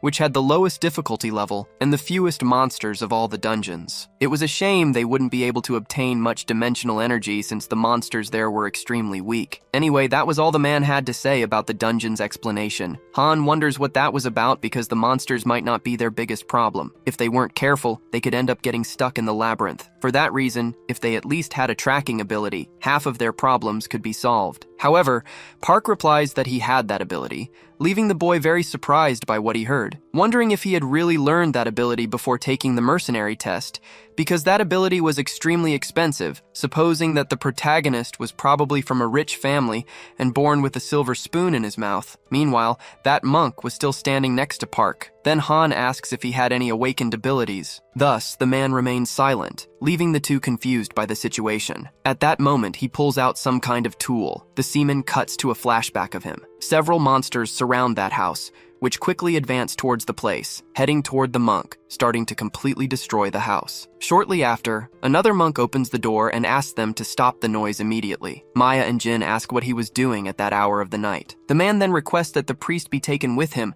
and the area be evacuated immediately. At that moment, a monster appears behind him and it is swiftly defeated by him. Back in the present, that man seemed to have a frightened expression. Han asks why he looked so scared. The other man then replies that from that moment on, they were going to the marked target. Therefore, they should begin attacking the dungeon as a team led by the supervisor. He hoped that everyone would pass the test and that no one would fail. Shortly after, everyone was heading toward the portal. The soldiers asked everyone to get off the bus, asking if everyone was prepared. Once they entered, they were to act as if they weren't there and follow the agreement. Han says that his team was the only one with 3 members, so he asks if, in case things got dangerous, the supervisor would really help them. However, the man ignores the question and tells them to move quickly. Ben Park asks why Han is so scared. He asks if they were allowed to use their personal weapons. The soldier responds that they were. Surprised, Han wonders if that monk had a weapon made of dimensional material for the mercenary tests. Meanwhile, the entry of each group into the portal was being completed. Soon after, the soldier tells the group to enter. Thus, Team 15 enters the portal. Han wonders why Park always goes ahead, which makes him nervous. He asks the boy to establish a perimeter first, but at that moment, he falls silent, thinking he had lost points for not entering quietly and not holding his position. As a consequence, he ends up attracting the attention of monsters, and one is already in front of the protagonist. Within seconds, the boy grabs the monster and defeats it. Han comments that making noise to catch them off guard and lure them into a trap could be a good idea. He asks if the boy was using tracking while advancing, but at that moment, he steps on a trap, and within seconds, several arrows begin to be fired at them. The scene cuts to a dragon being showered with gunfire. That monk had apparently defeated all the monsters around. With tears in his eyes, he apologizes, saying that it was all his fault. Thus, the monster is obliterated. The scene cuts back to Park's fight. Han, observing the protagonist's skills with the staff, mentions that he was very good. However, he steps on another trap, and as a result, they fall to the floor below. The door apparently closes, leaving everyone trapped in a dungeon. Looking up, they all realize the opening had been sealed. Han, desperate, wonders if this is how all his dreams disappeared, and if they were really going to die there. But in that same instant, he realizes something, saying that they thought they had really attracted more monsters. Then the monk apologizes, mentioning that his awakened ability was an area-wide provocation, which, as a consequence, attracted the attention of the monsters. Park says that's great because he was too lazy to hunt for all the monsters to kill. Shortly after, he jumps out of the dungeon, leaving Han surprised, wondering how someone could kick so hard. Park says he really liked the monk and that he should join his clan. However, that man still didn't seem to understand the situation. Shortly after, a massive horde of monsters appears. Park observes them coldly, and Han begins to use his tracking ability. Seeing all the targets in front of him and all the traps around, he quickly starts running. Han thinks that they really messed up. Then, that monk points his staff at Han, asking him to grab it and climb out. Han says he didn't know anything anymore, as the operation was not what they had planned. When they stand up, they are surprised because the horde of monsters had already been defeated by Park. Observing this, the boy thinks it's insane. Park then asks them to follow him and be careful with the ones who are knocked out. The two do as the boy asked, starting to defeat the remaining monsters. Surprised, the monk wonders if the protagonist was avoiding the traps or using tracking. For that reason, he was advancing at incredible speed, decimating the monsters while using the traps to his advantage. Looking up, he sees a monster behind the protagonist. However, the monk saves him, throwing his staff toward the skeleton. Shortly after, the system informs Park that he acquired 42 conquest points. The scene cuts to an agency. The other soldier says that a team is returning from the dungeon, and the other soldier is surprised because only a few minutes had passed since the test began. He mentions that the dungeon usually takes 2 hours to finish, wondering if an accident had occurred. However, the man says it was Team 20 and all vital signs were normal. Shortly after, that gentleman receives a call. Answering it, he says it was the supervisor asking why they were returning so early, and the soldier on the other end of the line confirms that they had completed the mission. He would understand when he watched the video, but it would be difficult to assess his performance in a level 1 dungeon. Additionally, Park had broken a performance record inside the dungeon. The scene then cuts to the city. Han starts a live stream saying they would be doing daily streams about his clan. One of the viewers asks what they would show today, and the boy replies that they were going to watch the video of Su Clan's house together, as it would be uploaded soon. He then shows where each person's dormitory was. Next, he goes to the protagonist's grandmother's house, asking her to take a look at his subscribers. The grandmother, irritated, says she had many things to do instead of worrying about that. She tells the boy to leave before she slices him. Hearing this, Han falls silent, thinking she wasn't usually like that. She was actually a very nice person. Then Han heads to the room where the protagonist and the monk are. In the middle of the stream, Han introduces the saying his name was Myung-jin. He asks the boy to say something to introduce himself. The monk replies that he had lost a lot in the attack of the evil spirits, but was left with a staff of clairvoyance that his eldest disciple had left behind. At that moment, a truck arrives at the house, hence the protagonist's brother asking if he was ready. So everyone starts heading toward the truck. As they go to the location, a drone flies overhead. Park wonders what that thing flying was, and if he should destroy it. Han is surprised as he didn't know. He says that at the moment they were heading to the mission area in Area 4 of Gate 30. That nearby portal meant that today was their first dungeon mission as a clan. Returning to the stream, the boy asks if his subscribers knew that he had an awakened ability that was video memory. So they shouldn't panic because soon there would be an even better video. Sometime later, the protagonist and his group had already entered the dungeon. Han asks if the boy had any long-range abilities, and the protagonist replies that he didn't. Han, confused, asks how they were going to deal with those bats without such an ability. However, the monk tells him to leave it to him. At that moment, he starts beating on some kind of drum, making a deafening noise. As a result, the entire horde of bats begins moving toward them. Han, surprised, wonders why they were coming out like that. Shortly after, those bats head toward the monk, where he apparently starts using a fire ability. However, it wasn't over yet as a giant bat appears, but it was no use because Park had already sliced it in half. Thus, the mission seemed to be complete. Park mentions that the gate had opened, so they should hurry. Observing all the madness that had happened, the viewers seemed quite in disbelief. Then, the scene cuts to Mizra's office, who apparently wasn't believing what she was seeing. The other guy says that with the thirst those people had in Area 4, the 3 of them were capable of finishing even 20 dungeons a day. Moreover, they were completely decimating all the level 1 dungeons. Taking out his phone, he observes that streamer's channel from earlier. Mizra says that she had done a lot to keep the protagonist out of the news, but unfortunately, one of his guild members was a streamer. The mentions that Park's videos were now ranked 3rd in real-time popularity, so if they left it alone, it would only grow more, asking if they shouldn't take some precautions. The girl, for her part, says that she was well aware of that. Meanwhile, she seemed to be watching a video of the fight between 2 people, and that guy seemed to have easily won the battle. The other person watching was named Lee Sung-woo, an SS rank irregular born in South Korea. Wondering what would happen if the country approached him carelessly under the pretext of protecting a talent and ended up having to deal with the second Lee Sung-woo, she stands up, asking them to prepare to make contact with the protagonist, and for that reason she would meet him personally. Shortly after, the scene cuts back to the protagonist's house. Han, for his part, asks if the monk didn't have work to do. Park wonders where he would go as he didn't have a temple of any sort. Junho replies that he had mentioned he was living in Seoul with a temple family that survived that day. Noticing Han's irritation, Junho asks if the creature couldn't at least rest for a day, since his clan was ready to renew its rank. Moreover, his clan's account had already accumulated 140 million won in total, leaving the boy very surprised by what he had heard. Thinking that he had done nothing but gather the blood crystals, yet his account already had 20 million in 3 days. Park, observing this, remains silent, and the boy continues saying it was insane because if it were true, they would get many donations. Park thinks that he had earned more than 3,000 conquest points, so he should buy some varied abilities since he could get everything now. Thus, he responds that he would take that day to rest. Standing up, Junho says he would take his son and grandmother to the park near that place. Meanwhile, that elderly woman seemed to be feeding the dog. Observing the little dog, Park wonders if dogs, by chance, could awaken like humans. Shortly after, he calls for his brother, mentioning that he had been fixing the truck quite often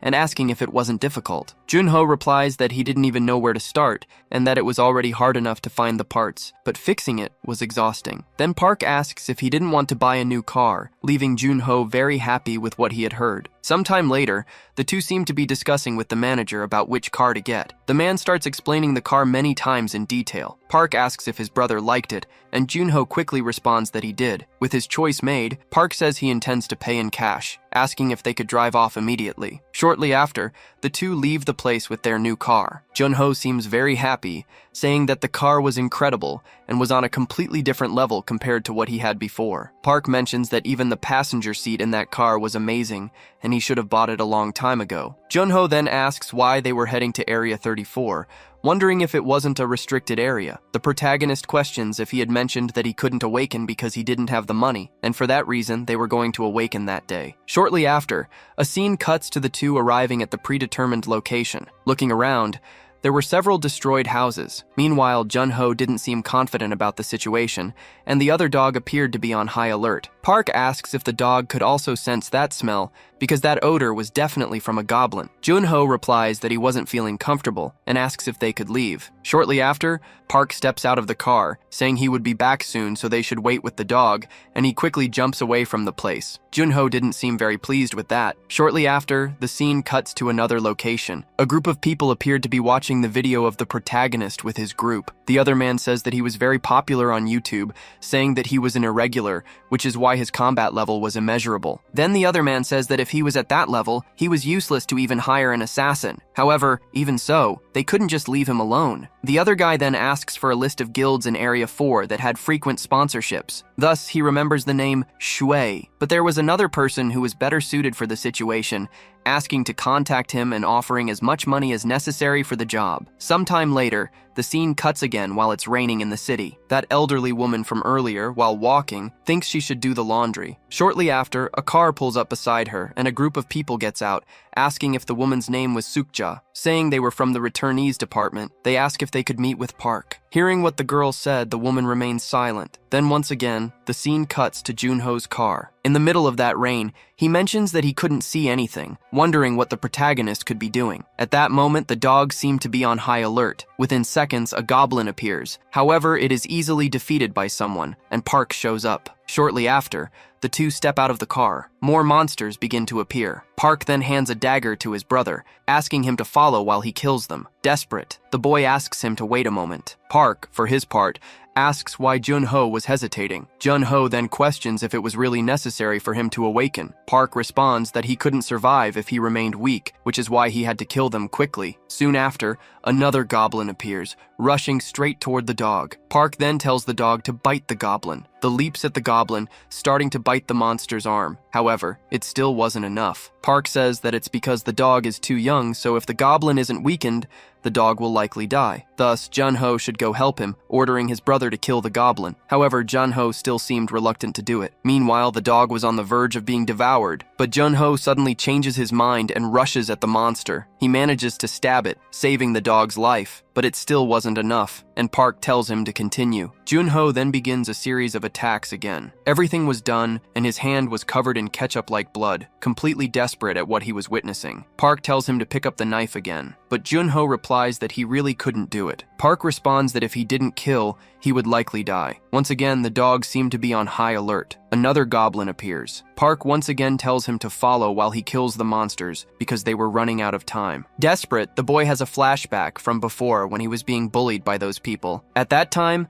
Park had simply ignored his brother, leaving him alone in that situation. However, now things had changed, and Park was doing everything he could to help him. Seeing all of this, Junho's facial expression changes. He seems to accept everything with open arms. He then picks up the dagger again, saying it was true because he had always been like this. He then charges at the monster, easily attacking it, telling it to shut up and just die. He then splits its face in half, starting a series of attacks while the monster was on the ground. Shortly after, everything was done, and the ketchup-like blood was running in the rain. Jun-ho, for his part, seemed to have changed a lot because now, instead of being afraid, he had a terrifying look in his eyes. At that moment, another goblin appears. However, Jun-ho notices it, managing to block the monster's attack. Both of them fall to the ground, but Jun-ho still manages to finish off the monster. He quickly gets up, thinking that the feeling he was having was very good. Meanwhile, Park was standing on top of a building watching his brother. Surprised that the name Jun-ho had been given was Butcher, mentioning that his brother was evolving and that it was really cute. Park then asks if his brother had worked part-time at a slaughterhouse. With a threatening look, Jun-ho replies no. Park then calls for his brother, who, with a threatening gaze, begins to approach the protagonist. On top of the building where Park was, several monster bodies were lined up. The boy says he was going to take a rest there. The scene then cuts to the awakened association. Jun-ho, alongside his brother,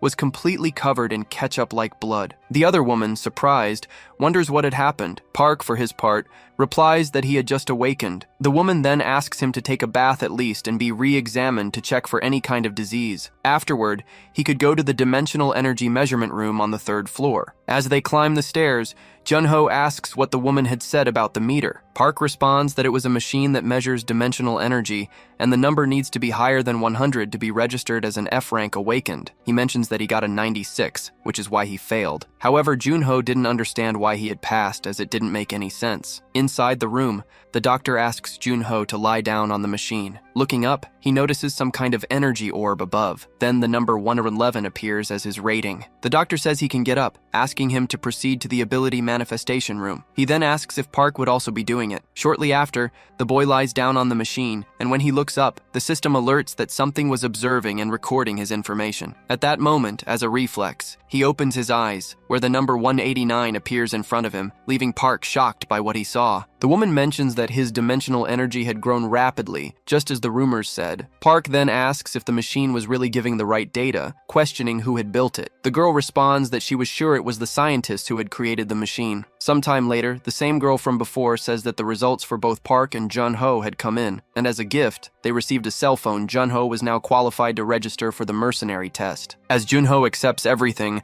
the protagonist congratulates him, asking if he didn't feel anything strange when he was in that machine. However, Jun-ho replies that there was nothing unusual. Park asks if it was because Jun-ho wasn't as sensitive as he was, and asks what his awakened ability was. His brother responds that it was decapitation. Meanwhile, they encounter Choi's group. Seeing the girl, Park walks toward her. The guy next to her says it looked like Park had a death wish, but then they realize it was Park. The protagonist apologizes to Choi for the misunderstanding, explaining that he still wasn't used to talking with civilized people. However, the girl responds that they wouldn't see each other again. Seeing Choi leave, Park falls silent, saying it was a shame as she was the captain, but her personality was quite unpleasant. The scene then cuts to Suho clan's house. Meanwhile, Miso is sitting beside that elderly woman who was drinking, commenting that the wine was very good. The elderly woman says it was great to have a girl with a hearty appetite, and her husband had made that wine 10 years ago but passed away before he could taste it. Miso then mentions that Park was taking a while,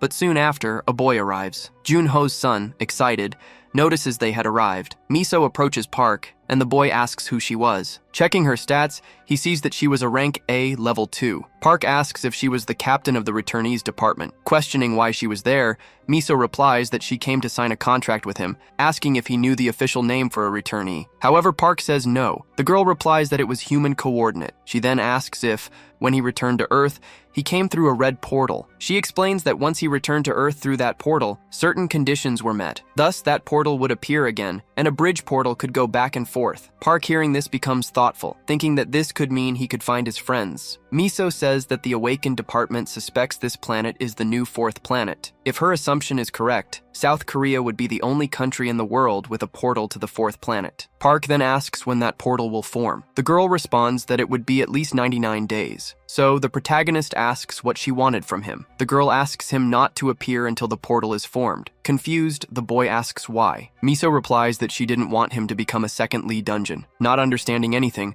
Park asks who the heck that person was. Miso explains that he was currently the #1 in the world and was originally from Korea. During the early stages of the Great Disaster, the government detained and confined returnees in the name of national protection. However, at the time, they didn't have much information about irregulars. And because of this, Seok-woo, who was a rank D awakened when he returned, easily escaped. Currently, all 9,000 gates in Tokyo are because of him asking if Park knew what the dimensional industry was. If a portal appeared while on vacation, Korea could suffer a great loss. Park then asks what he would get if he did that. The girl responds that it could be anything. The protagonist then asks for a promotion for the Suo Guild and an exclusive territory for it. Meanwhile, Han, on the other side of the room, was listening to everything. Miso asks if he wanted anything else as she was writing everything down. Park asks if she knows when the portals will appear. The girl says that a specialist agent in dimensional energy disruptions would be dispatched, and she was the best agent in the department. Meanwhile, a flashback of the protagonist saying you want to have children with Choi appears. The girl asks if he was joking with her. The other man observing everything asks why she was reacting like that. Choi, irritated, says she should have thrown Park in prison for what he did. Miso then appears, asking what was going on. The girl responds that she was upset, and for that reason, Miso shouldn't bother her. Asking what Miso wanted, the girl responds that she needed her for a mission. Looking over some papers, the girl asks why she was the one assigned to that mission. Miso responds that it was because Choi was the right person for the job, as she was the best in the team when it came to detection. She asks Choi what she thinks will happen if a portal opens in the middle of the city, especially one where they don't know what kind of planet it leads to. Choi responds that it would be like hell on Earth. Miso tells her that if she sees any signs of a dimensional breach, she should grab the protagonist and leave the field immediately, and until then, she shouldn't leave his side, asking if she understood what she was saying. With that, Miso leaves. Choi, irritated, mutters that one day she'll write her resignation letter because of this. The scene then cuts to the protagonist's house. Cherno asks why Park is so happy, and Ham responds that they passed the test to promote their clan. Additionally, starting that day, it would be able to tackle dungeons up to level 2. Park comments that it was very good news. Cherno adds that if they want to enter level 2 dungeons, they would need to be in a rank P group. But at the moment, they still had too few people, asking if it wouldn't be better to focus on level 1 dungeons for now. Ham agrees, saying Cherno wasn't wrong, but as long as Park is with him, he's sure the level 2 dungeons will also be easy. Park says that first, they will make money from level 1 dungeons. Then they will level up by acquiring skill books. After that, when they are ready, they will prepare attack teams to recruit more members if necessary. Shortly after, the monk introduces himself. Everyone greets him,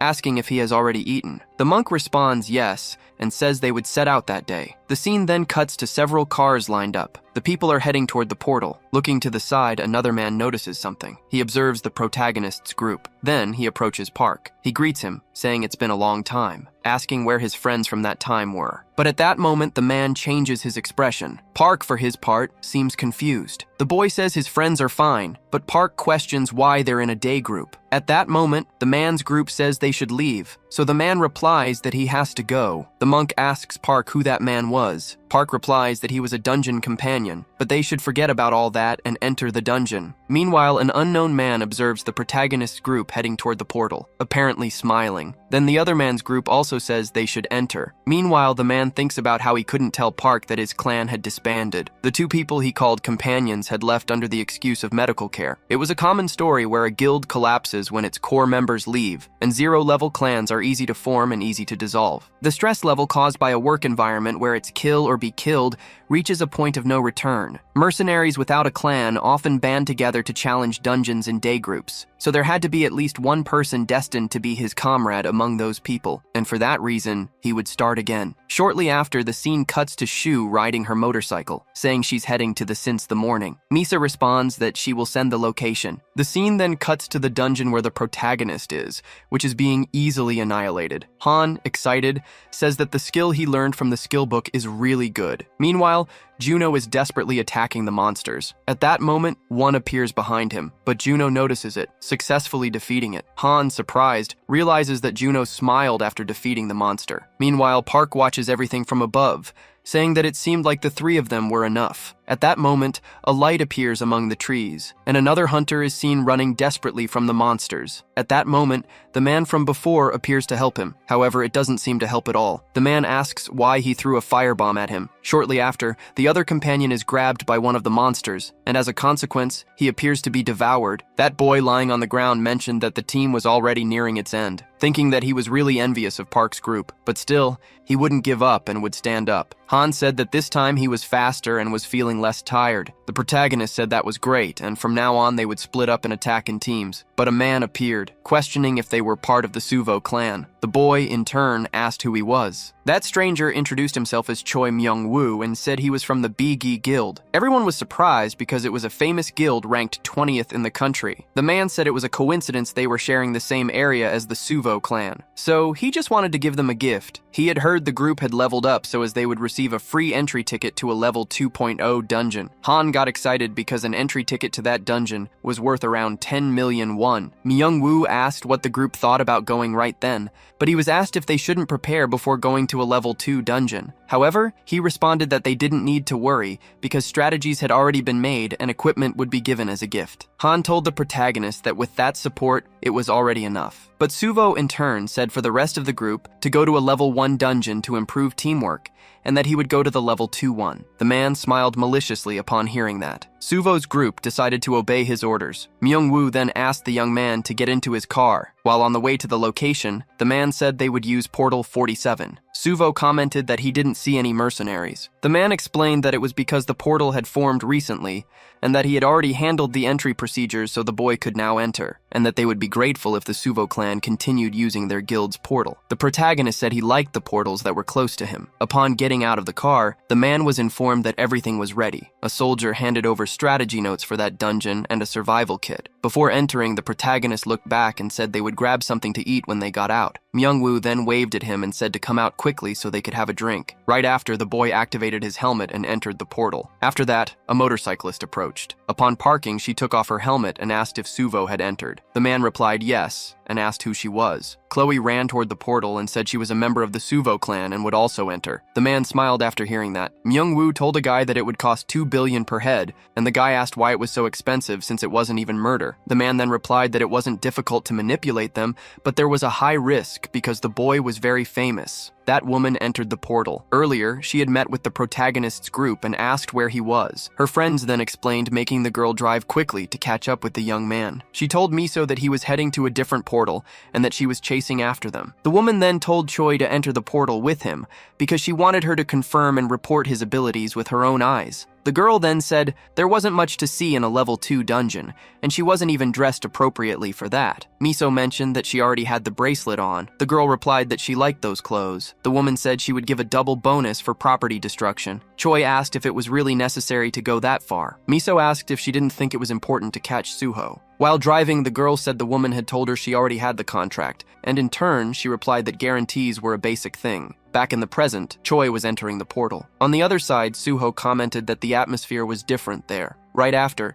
he noticed someone was coming through the portal and Choi appeared, asking him to close his eyes because her clothes had disappeared during a trip. But quickly, she put on her bracelet and a new outfit appeared. The girl commented that she should have asked for a triple bonus. Then she realized that the young man had witnessed the whole situation. The woman got upset because she had asked the boy not to look. Nervous, Suho said he liked the bracelet and asked if it had an inventory function. But the girl ignored the question and asked how long he had been watching. Suho remembered that in past situations, she had also seen him without clothes, so now they were even. Then the boy asked why she had come all the way there. Choi responded that she was there to be his guardian. Suho commented that he thought they would send someone competent. Annoyed, the girl said she was the most qualified. The boy in turn said she didn't seem like it. Choi said she had only come that way because she was in a hurry. The protagonist said she could stay, but she wasn't to touch his prey. The girl reassured him, saying she had only come to see how good he was. Then the girl remarked that it seemed like they had already come to receive them. Looking ahead, they came across a large creature. Choi said the boy was lucky to face the dungeon boss right off the bat. Suho, in turn, said there were 4 bosses. After that statement, the girl was confused. Then 3 more things were approaching. The girl said that could be possible because level 2 dungeons weren't like that. The protagonist replied that this wasn't a level 2 dungeon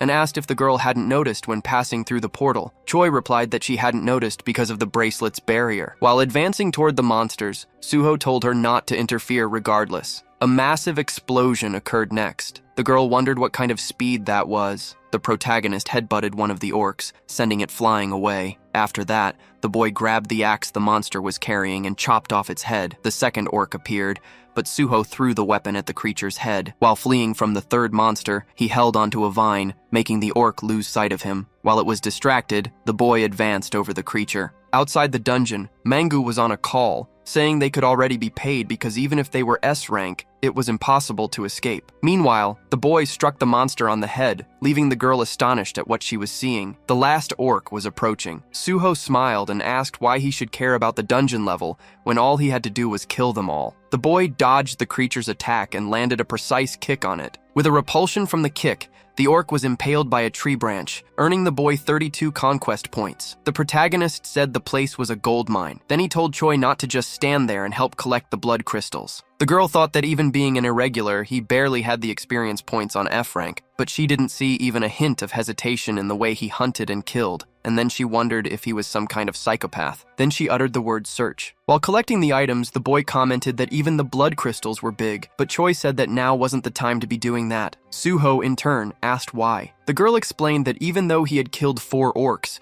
the gate hadn't opened yet, and the only thing in the bag was rocks. The protagonist then said he could at least use them to store blood crystals. Choi said that the dungeon was at least level 4, and it would be hard for them to get out alive even by combining their forces. Then the boy realized that Maimu had lied and had made him enter a level 4 dungeon for free. After that, he shouted, saying he was going to buy something really cool for the man when he got out of there. Choi concluded that the boy was truly an idiot. Right after, a 5th orc charged toward the girl, and she tried to defend herself. But remember that she wasn't carrying her sword because she had left it on her motorcycle. Luckily, Suho managed to save her and said she could relax because he was strong, although he used to be stronger. Then Choi sensed a presence, followed by loud noises. The girl decided to use her clairvoyance and saw several creatures approaching. Choi then said it was an orc squad and that they were surrounded along with a war chief. Suho said that even though the monk mansion wasn't there, the prey kept coming. All the orcs advanced, mounted on wolves, making the protagonist surprised by it, and he told the girl not to touch them because they were all his. Choi activated her shield to protect herself. Meanwhile, the boy continued cutting off the orcs' heads. Then the girl used her inventory to retrieve her sword, using it to cut one of the monsters. But still, she would have preferred to have her blade. Suho appeared,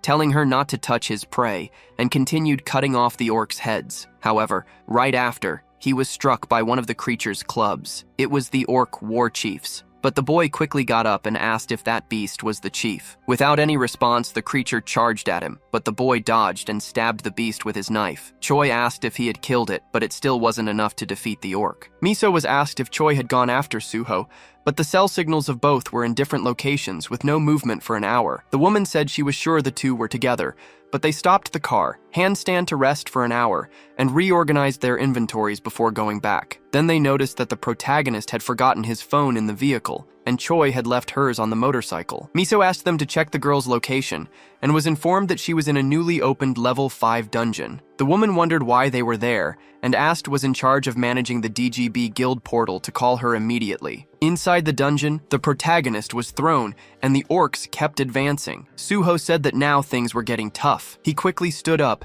and immobilized one of the creatures, grabbing its axes, and threw them at the orcs. Right after, they started shooting arrows, and Choi managed to dodge them, but she ended up tripping. The monsters took advantage of the opening to try to attack the girl, but she used her defensive bomb, blowing up the creatures. Suho saved the girl from being hit by the orc chief, taking her away. Choi asked what he was doing, and the protagonist in turn replied that they needed to run. The girl said there were orcs everywhere, and the protagonist in turn pointed to a place that was empty. Choi said they couldn't go there because it was a cliff, and that's exactly why the boy wanted them to go there. Then Suho carried her in his arms, asking her to hold on tight. After that, they jumped off the cliff. Meanwhile, those monsters were still chasing them. Thus, Park managed to land on the ground, and those monsters all seemed to have been knocked out. Choi, on the other hand, was surprised because she was still alive. Right after, Park left a Jigachad, threw the girl to the ground, saying he had almost died. Choi was still in disbelief at what Park had done, and looking up, she was surprised as they had fallen from such a height, yet they were still alive. Then the scene cut to a cave, and Park, along with the girl, was inside it, asking the boy what his plan was, to which he replied that if he killed just 4 more orc warriors, he could level up, and after that, they would attack again. Choi responded that leveling up increases the limit, and it wasn't as if you get stronger from it, but Park said that for him, it was like removing his restrictions, stating that he got stronger every time he leveled up. Sometime later, the scene cut to 2 ambulances speeding toward a location. Thus, the portal where the protagonist was had been completely surrounded, and a reporter was there, broadcasting the whole thing. Meanwhile, Han, along with his group, was in despair. The news reported that the suspect came and claimed that Park's Suho, along with Choi, had entered voluntarily, but after his lies were detected, the guy from the army headquarters confessed to his crimes. Thus, the reporters around asked that guy to say something, questioning what the protagonist's final words were. The man watching everything thought it was very annoying, as he hadn't expected that woman named Choi to be from the department. While the attention was being redirected to the safe return, Park was presumed to be a returnee from a 4th planet. Right after, the scene cut to Miso, asking what the director was doing since he needed to go after those people. However, the director responded that the person who had done that had already been caught, and the head of Driving Loan had fled, but they had placed a bounty on his head. Miso said that was just cutting the tail of the operation, as it was a level 5 dungeon, asking if he really thought that was done by just one person. The director asked if she wanted them to investigate a level 5 guild just because of that, and if Park and Choi would come back to life if they did. However, Miso responded that it was already enough to warrant an investigation. The man replied that Park was supposedly just a returnee from a 4th planet, and therefore he might only be a returnee from a dungeon, not a new planet. The reporter continuing to speak said that recently, the number of crimes connected to criminal organizations had increased, and because of that, there had been criticism of the urgent need to punish the dungeon management by the guilds. The director said they were now spreading the press release around to pressure the guild, so if they could go there, it might improve everything. With tears on her face, the woman said that she was the one who had sent Choi to that place. The director asked if she thought he felt nothing about the situation, but at that moment, there was nothing he could do. Still, those words weren't enough, and the girl remained deeply guilty about it. The scene then cut back to the dungeon where Park was. An orc was walking there and was suddenly surprised to encounter an unknown creature. Immediately, it tried to grab it, but the creature dodged and started running towards it. It tried to launch a series of attacks, but nothing worked. In seconds, someone appeared above the orc who was quickly finished off by this person, and the system notified that they had gained 32 conquest points. Park pleased, and he now only needed 3 more points to level up. Meanwhile, Choi was using her clairvoyance ability and found another orc, mentioning it was approximately 100 meters ahead. In seconds, the protagonist leaped and quickly appeared behind that monster. However,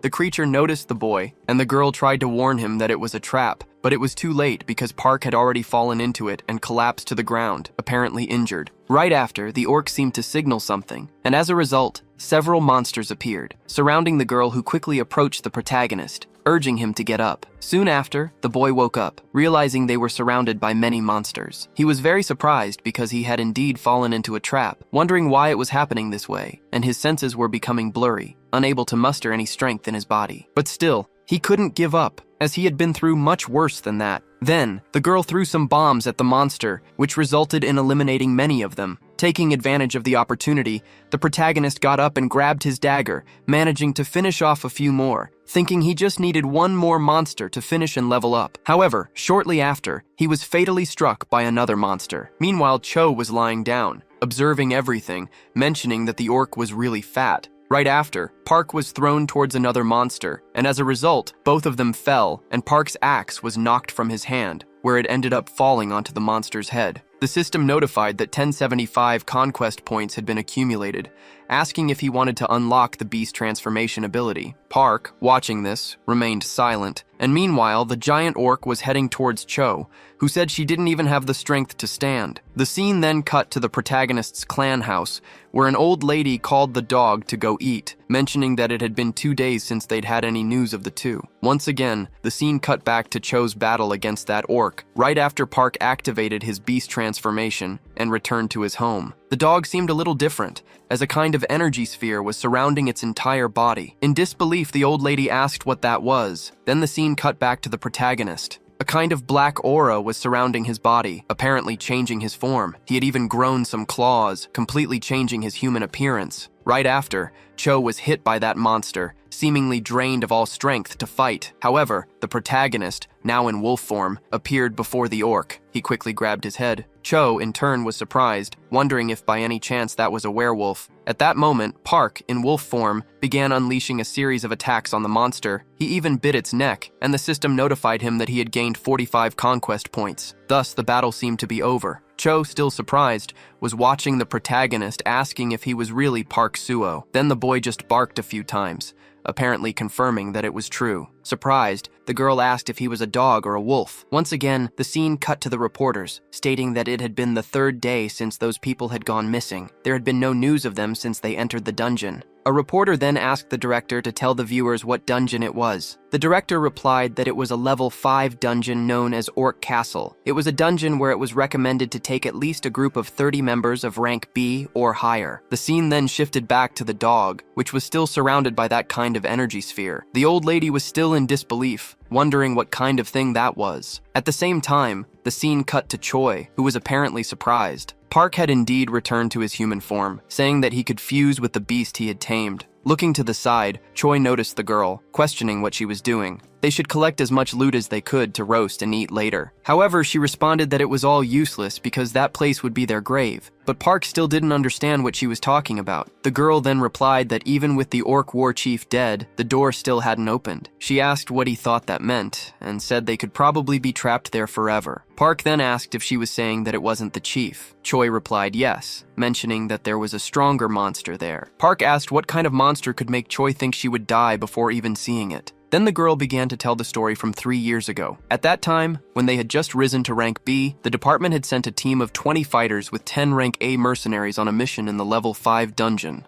Then a flashback appeared, and an unknown man was looking at Choi, asking if her ankles were okay. The girl replied not to worry about that, saying she was much better now. Right after, the scene cut to several orcs advancing towards the group. The man told them to maintain the formation as they advanced to the central tower. Thus, the others began eliminating the orcs in front of them. The man kept giving orders so they could continue advancing, but at that moment, he was killed. Right after, Choi fell to the ground, and the orcs began heading toward her as she was paralyzed, unable to move out of fear. However, that other guy appeared to save her, successfully eliminating the orcs around her. Miso then, in the middle of the battle, told them to clear the path, defeating the monsters nearby, saying that Choi, along with that man, should retreat. Right after, that guy took the girl's hand, saying they should leave quickly. However, Choi replied that they should wait, mentioning that something was wrong. But the guy said they could talk about it after they got out of that place. So they began running from the monsters. However, there was still something strange as there was energy coming from the other side. Meanwhile, a terrified monster was on top of that tower, and at that moment, an arm seemed to be dislocated.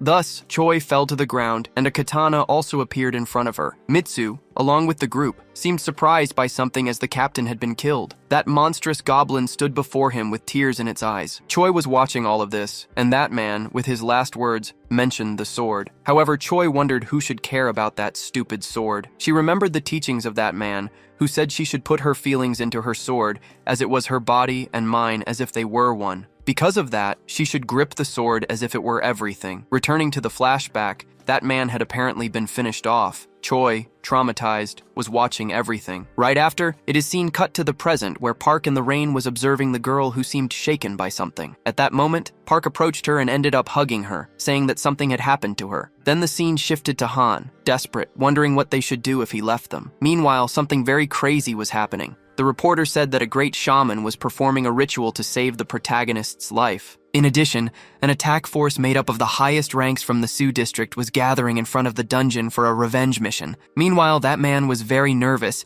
saying that if he had joined the Sioux guild from the beginning, this wouldn't have happened. Right after, the scene cut to an unknown man watching that news broadcast. At that moment, a girl grabbed him from behind, asking what he was watching. The man said it didn't matter how much time passed.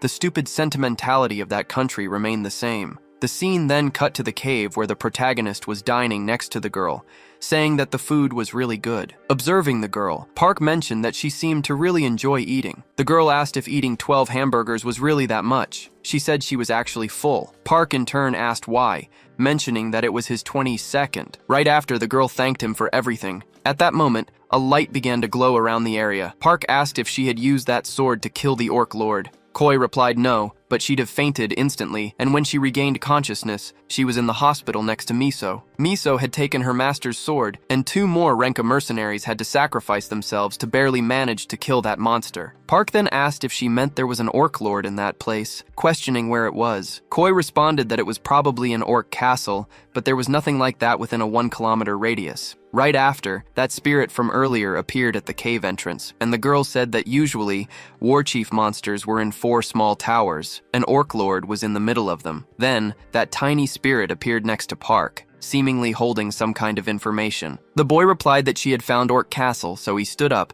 saying they should go at once. Koi asked if he had a plan. The boy replied that they would simply find them and kill them. Choi, surprised, said she wanted to smack him, but she couldn't think of a better plan than that. Right after, the scene cut to Orc Castle, and at that moment, the gates seemed to be opening. From it, several monsters mounted on wolves were marching toward the location. Park then appeared, and the girl was riding on him as they headed toward the castle. The orcs noticed this and blocked their passage. Choi noticed the situation, saying that the orc knights were on their tail, and they needed to move quickly. The monsters began preparing their bows, but the girl used shield magic to defend against the attacks. They leaped toward the bridge, managing to escape the area. Koi threw a bomb, and a massive explosion followed shortly after. They successfully escaped, and the girl told him to head toward the center to distract all the orcs. She looked up and saw several monsters coming their way. The girl was grabbed and began falling toward the ground, but she told him not to worry, saying he should just run. At that moment, she grabbed onto a piece of the castle and managed to recover. However, more orcs appeared in front of her. Quickly, Choi drew her sword, while the protagonist continued climbing toward the top. He reached the location where he found a throne,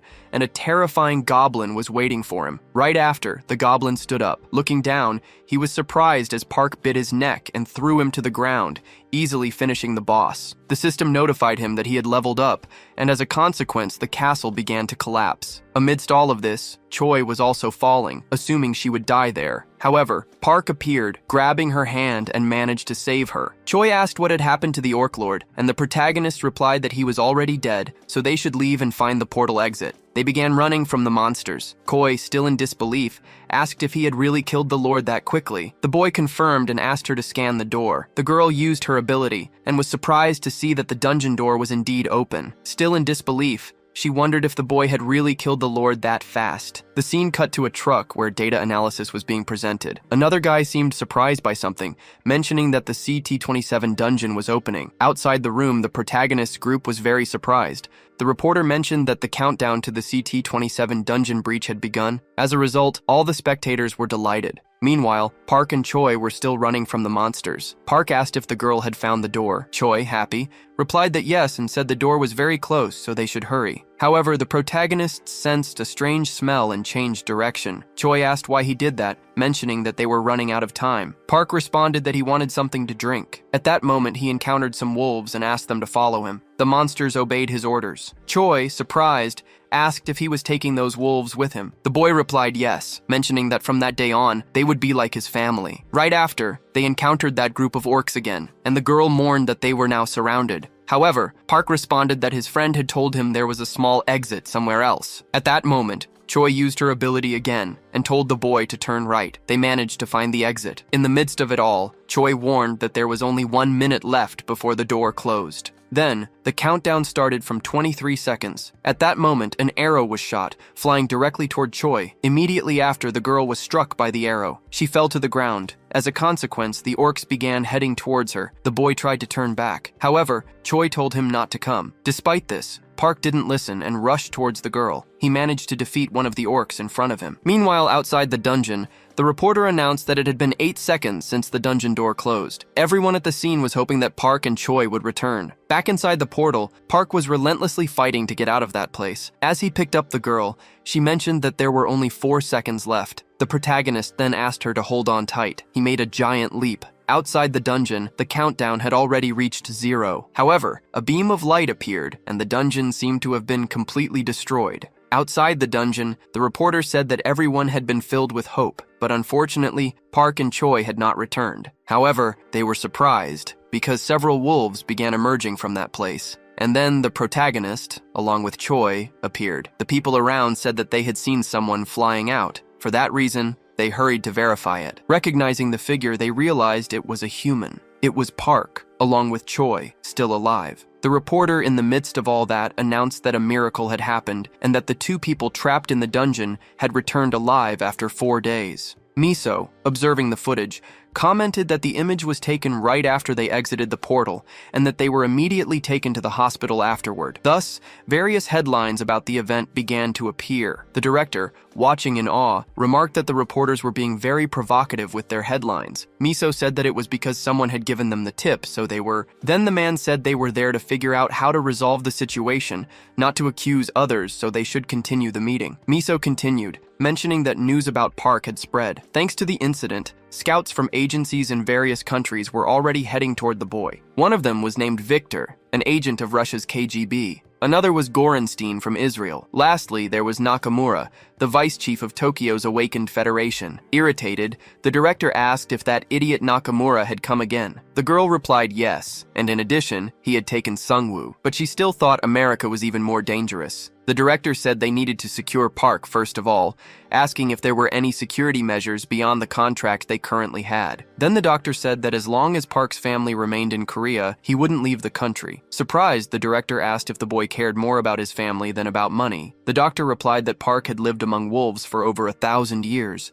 so he was probably missing his family a lot. However, it was the opposite, as he began to miss the wolves he had lived with for 1,000 years after returning to Earth. The director commented that the protagonist was a very difficult person to understand, and the doctor said he valued spending time with his family more. For that reason, in a way, he was just a normal person. Thus, they should offer him a territory where he could live with his family without any problems, and as a result, Park would have no reason to go against the department. The director agreed to that plan, but said they still needed to prevent the scouts from signing a contract with him. Miso then showed an image on the television saying it was an abandoned factory, so it would be better to give that area to the Suo Guild as their territory and mark the surrounding land as private property. The director said that those buildings could be fine after some repairs and asked if Chuo would continue keeping an eye on Park. Miso replied that she was the most suitable person for that job. Then the director asked if she had already woken up, and Miso said she was already recovering. The director inquired if she was resting after writing a report about Park, and the girl replied that he was like a dogman. This left everyone surprised by what they had heard. The director asked her to continue speaking. Soon after, the scene shifted to an arena, and the announcer was greeting all the fans worldwide. It was the largest competition to determine the strongest, and finally, the moment for the final match had arrived. The crowd went wild, and then the silhouette of an unknown man appeared. The announcer began to introduce this person,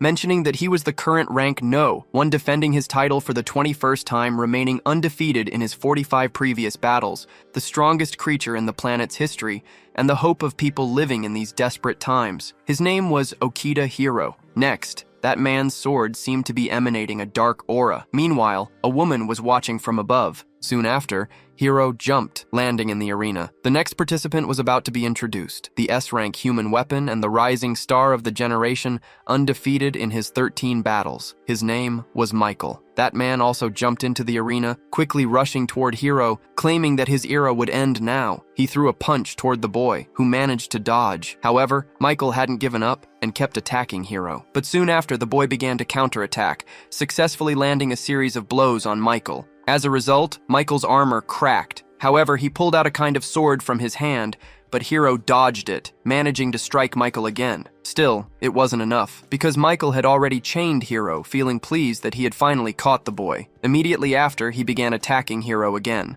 At that moment, Hiro calmly informed Michael that he was already dead. Out of nowhere, blood began to pour from Michael's mouth, leaving the entire audience in shock at what they were witnessing. Because within seconds, Michael was already on the ground. The announcer, surprised, asked what had happened, mentioning that Michael had been on an incredible winning streak, yet he was defeated so easily. As a result, the medics rushed to try and heal him, but still, the man wasn't moving. And as the announcer was saying, the referee had already given his verdict. Michael was unable to continue the fight. Thus, Hiro defended his title for the 22nd time. Right after, Hiro left the arena. Another man asked Hiro if he had used something new, and Hiro replied that he had just thrown the aura from his sword at the man and then let it flow naturally. He added that everyone had done a great job and that they should go out for drinks afterward. Soon after, he opened the door, and at that moment, the girl from before embraced him, asking if by any chance he had killed that man. Hiro responded that considering Michael was destined to become one of the 7 future villains, he probably should have done it. The girl replied that he shouldn't try to handle everything on his own. Hiro then asked if anything unusual had happened. The girl said she had received a call from the department, but aside from that, nothing significant. She mentioned that the director had told her to be careful not to get hurt, so they should get ready and leave as everyone was waiting. The scene then shifted to that man from earlier, watching the battle on TV. The girl said that some time ago, she heard that the person trapped in the level 5 dungeon had successfully escaped, leaving the man very surprised by what he had heard. The girl said people were calling him the second Samu of Korea, and they seemed to have high expectations for him. Furthermore, there were reports that the Defense Department was very interested in him. Hiro then asked who that person was. The girl replied that his name seemed to be Park, asking if Hiro remembered the guy the reporters had mentioned, who was trapped in a level 5 dungeon. She then showed Hiro some information about Park on her phone. Hiro replied that he had never seen him before, wondering if perhaps he hadn't awakened as a swordsman, since it had been a year since one had appeared. The girl replied that from what she had heard, he was a druid, and if he had indeed returned from a 4th planet, there was a chance Earth could connect with it. And even as an F rank, it was still incredible. Soon after, Hiro gave a smile, thinking that such a thing was impossible. He mentioned that this was his 25th regression. He had repeated the same event over and over for around 500 years, and as a result, he remembered all the awakened individuals who would make their names in the future, as well as having a general outline of the major events. However, Park wasn't on that list, and throughout that entire period, no one named Park Soo had ever stood out, much less a returnee from a 4th planet, and the story changed very little depending on his actions. And all of that was what happened after 5 years. A new planet would never appear in that timeline. Then the woman asked if it wouldn't be a good idea to bring the protagonist to their side. However, Hiro replied that he wasn't sure how to answer that. The woman mentioned that he was the most popular person in Korea, but Hiro suggested they wait a bit longer, because soon the apocalypse would begin, and the cities, which were the fortresses of the survivors of the cataclysm, would be destroyed one by one due to the many dungeon breaks on the continent, along with waves of monsters emerging from them. As a consequence, monsters ended up dominating the skies. Amid the death on the continent, a mass exodus began. During the long war, everything was forgotten, while the heroes who emerged among the awakened Asians and the homeless chose their last hopes. That's why Hiro decided to build his base in Japan, even though he was called a traitor for it. And if he dealt with the dungeons in that country, along with the talented people who showed their true abilities, that country would become the best place for survivors to live. Moreover, the Korean survivors didn't call him a traitor. They just called him by his name, and they always referred to him as a hero. Returning to the present, Hiro said he thought it was all just a spectacle. Furthermore, it could be a complete fraud, and if Park survived after the apocalypse began, it would be too late to bring him to their side. So they should wait and observe a bit longer. Then the scene shifted to the hospital. Miso entered the room where Troy was. She asked if it hurt. The girl replied that it did. Right after, Miso sat on her bed, saying that she didn't seem to be in pain. However, Troy insisted that she was. Miso mentioned a rumor going around the hospital that a masked guy came every night and left at dawn, asking if it was Park. Meanwhile, the girl seemed to be reading an ebook. She asked if Miso had bought what she wanted. Miso said she was lucky because she had sent one to her and also brought food. Sometime later, Troy had finished her meal. Miso told her that she should go back to work, asking why she was still lying down. The girl then replied that she would sleep for just 1 hour, but Miso responded that she wouldn't let her do that. Right after, the scene cut to the CIA headquarters. Some people were watching the news about Hiro. One man commented that it didn't matter who it was still Michael, and to think he was defeated so easily. Another man said Hiro seemed to keep getting stronger. At this rate, an SSS rank could appear soon. He wondered where Park and Suho might have gone. But it wasn't that they could have gone somewhere, because these were photos taken recently by their agents. The man was confused. He asked if that was at Seoul Station, wondering what the boy was doing in that place. The other man responded that Park had been visiting that place quite often recently. He joked that maybe Park was talking to pigeons or something like that, mentioning that it seemed like he had been rejected by someone. He added that he could introduce him to many beautiful women because they couldn't let anyone steal their protagonist, no matter what happened. The man then said that his special agents would leave Korea that morning, leaving the man very surprised by what he had heard. Then the man commented that the airways didn't seem too clear at the moment. The man asked what was wrong with them. The scene then cut to a jet. Several people were inside. Meanwhile, a girl seemed to be looking out the window. She mentioned that there was a very pretty bird flying outside, so her mother also looked. However, she was shocked by something. A giant monster was flying overhead. It was revealed that the dragon was much smaller than they had initially thought, but still, it was a reason for everyone around to be surprised. The people in the plane were also shocked. They speculated that the monster was following them, wondering if it was a wyvern. However, the other man responded that it was young, so nothing was likely to happen. He questioned why a monster like that was in that area, speculating that a dungeon might have appeared nearby. He was stunned by this revelation, because at that moment, a giant wyvern started flying over the plain. Shortly after, it began preparing an attack, engulfing the plane in flames. As a consequence, the plane exploded,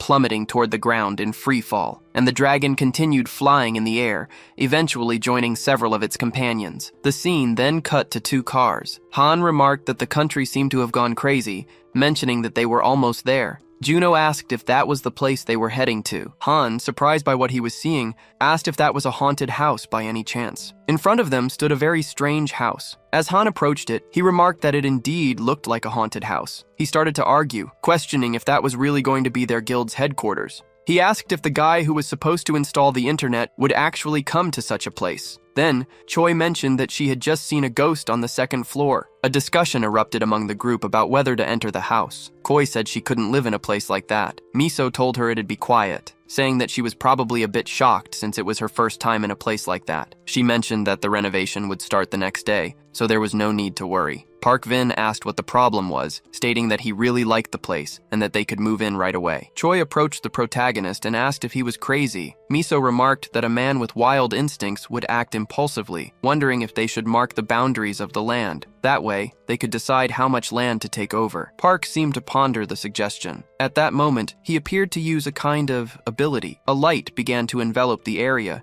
leaving everyone surprised as the tree spirits seemed to be appearing. The spirits appeared to be heading toward a specific location. Miso asked what he was doing, and Choi mentioned that he was marking the boundaries of the land. The spirits seemed to be doing something, and suddenly, sprouts of trees began to grow, which quickly turned into a massive forest. Everyone was amazed by the speed at which the trees were growing. A forest had appeared in the middle of that area. Park then announced that he had finished, stating that the perimeter was likely about 1 kilometer from the house at the center, so they should mark the land up to that point. With a smile, Miso said that it looked great, declaring that from that day on, the area would be designated as the Shugal Guild's territory. Thus, everything within the territory would belong to the guild. Park asked if they weren't being too generous, considering he only needed to stay in the country for a few months. Miso responded that they were just following protocol. Besides, her department viewed Park as part of their family. Park, in turn, said he liked that. Shortly after, Miso asked him to sign the contract. However, Choi intervened, telling him to read it carefully, but Miso insisted that he should just sign it. Afterward, it seemed like everything had been settled. They all agreed to do their best until the portal opened. Park, for his part, said he would keep his promise. Miso then asked him to trust the government. They drove off in the car. Choi demanded that the renovation team be sent to the site, or she would leave. The car soon drove away. Miso, irritated, commented that the girl was becoming more and more of a problem. Another man asked if such a large territory could be maintained by so few people. Miso replied that if they couldn't, she would use that as an excuse to send her personnel there. For that reason, she asked for a list of attack units above level 5 and to have them ready. The scene then shifted to an unknown ship. Several bandits seemed to be trying to board it, mentioning that they had hit the jackpot. So, they started shooting at the ship. The group inside the ship seemed very desperate, immediately calling for help. They began sending several SOS messages to nearby people. At that moment, the bandits started boarding the ship. One of the men told them to start the engine and hide in the engine room. However, it didn't seem to be enough. Everyone was soon shocked by something. In a matter of seconds, all the men on the ship were thrown into the air. Right after, a tentacle appeared, and a gigantic creature seemed to be trying to swallow the ship. As a consequence, the ship began to sink. The other man, who appeared to be the captain, fell into the water. At that moment, a giant monster appeared right in front of him, swallowing him whole. It was then revealed that several sharks with unusual forms were lurking in the waters. Meanwhile, a helicopter flew over the area, reporting that they had reached the coordinates sent by the boat. After searching a 16 kilometers area, there was no sign of the ship. Meanwhile, the giant tentacle remained below the surface, soon heading toward another ship. The scene then cut back to the protagonist's clan house. The tree spirits seemed to be doing something with the surrounding trees, and the house itself appeared to be undergoing renovations. Shortly after, Troy's phone started ringing, but she was still asleep. She eventually answered the call. Miso, on the other end, said it seemed like she was having a lot of fun in that house. Troy, still groggy, asked why she would say that, mentioning that she was still on duty. Miso asked if she was with Park at that moment. The girl, still half asleep, said she didn't know. Irritated,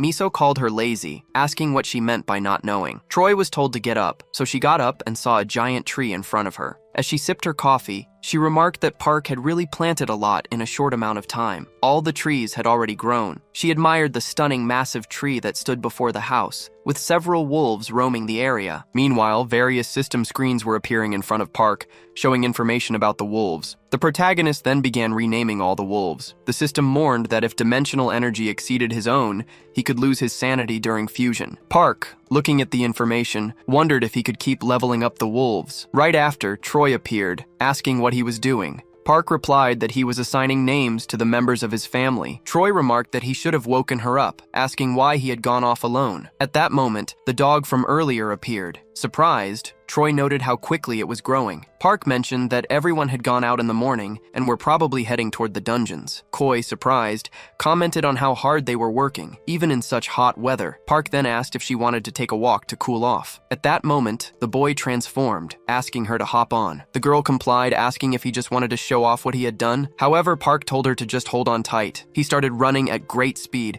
leaving Troy amazed at what she was witnessing, asking him to slow down. Meanwhile, the pack of wolves was heading toward the protagonist. The scene then shifted to another location. A man asked if there was really nothing to report, mentioning that headquarters had requested any updates. But it had been 2 months since they last left the house. He asked if anyone had crossed the boundary. The other man pointed to the cameras, saying that the military would be dispatched immediately if anyone did, and since no one knew when the portal would open, 2 units would be stationed nearby. At that moment, a car appeared. The man noted that it was the Suva clan's vehicle. Shortly after, the truck left the area, heading toward a specific destination. Inside the truck, Shuno mentioned how hot it was, but the reporters still wouldn't drop the situation. Meanwhile, Han was browsing YouTube, looking at information about the protagonist, wondering what he was seeing. Shuno asked what he was looking at. Han replied that it was nothing, though he seemed up in thought. He wondered why so many countries were sending foreign donations to Park. Moreover, the highest donations appeared to come from very influential foreign scouts. Looking to the side, they spotted the protagonist and Troy,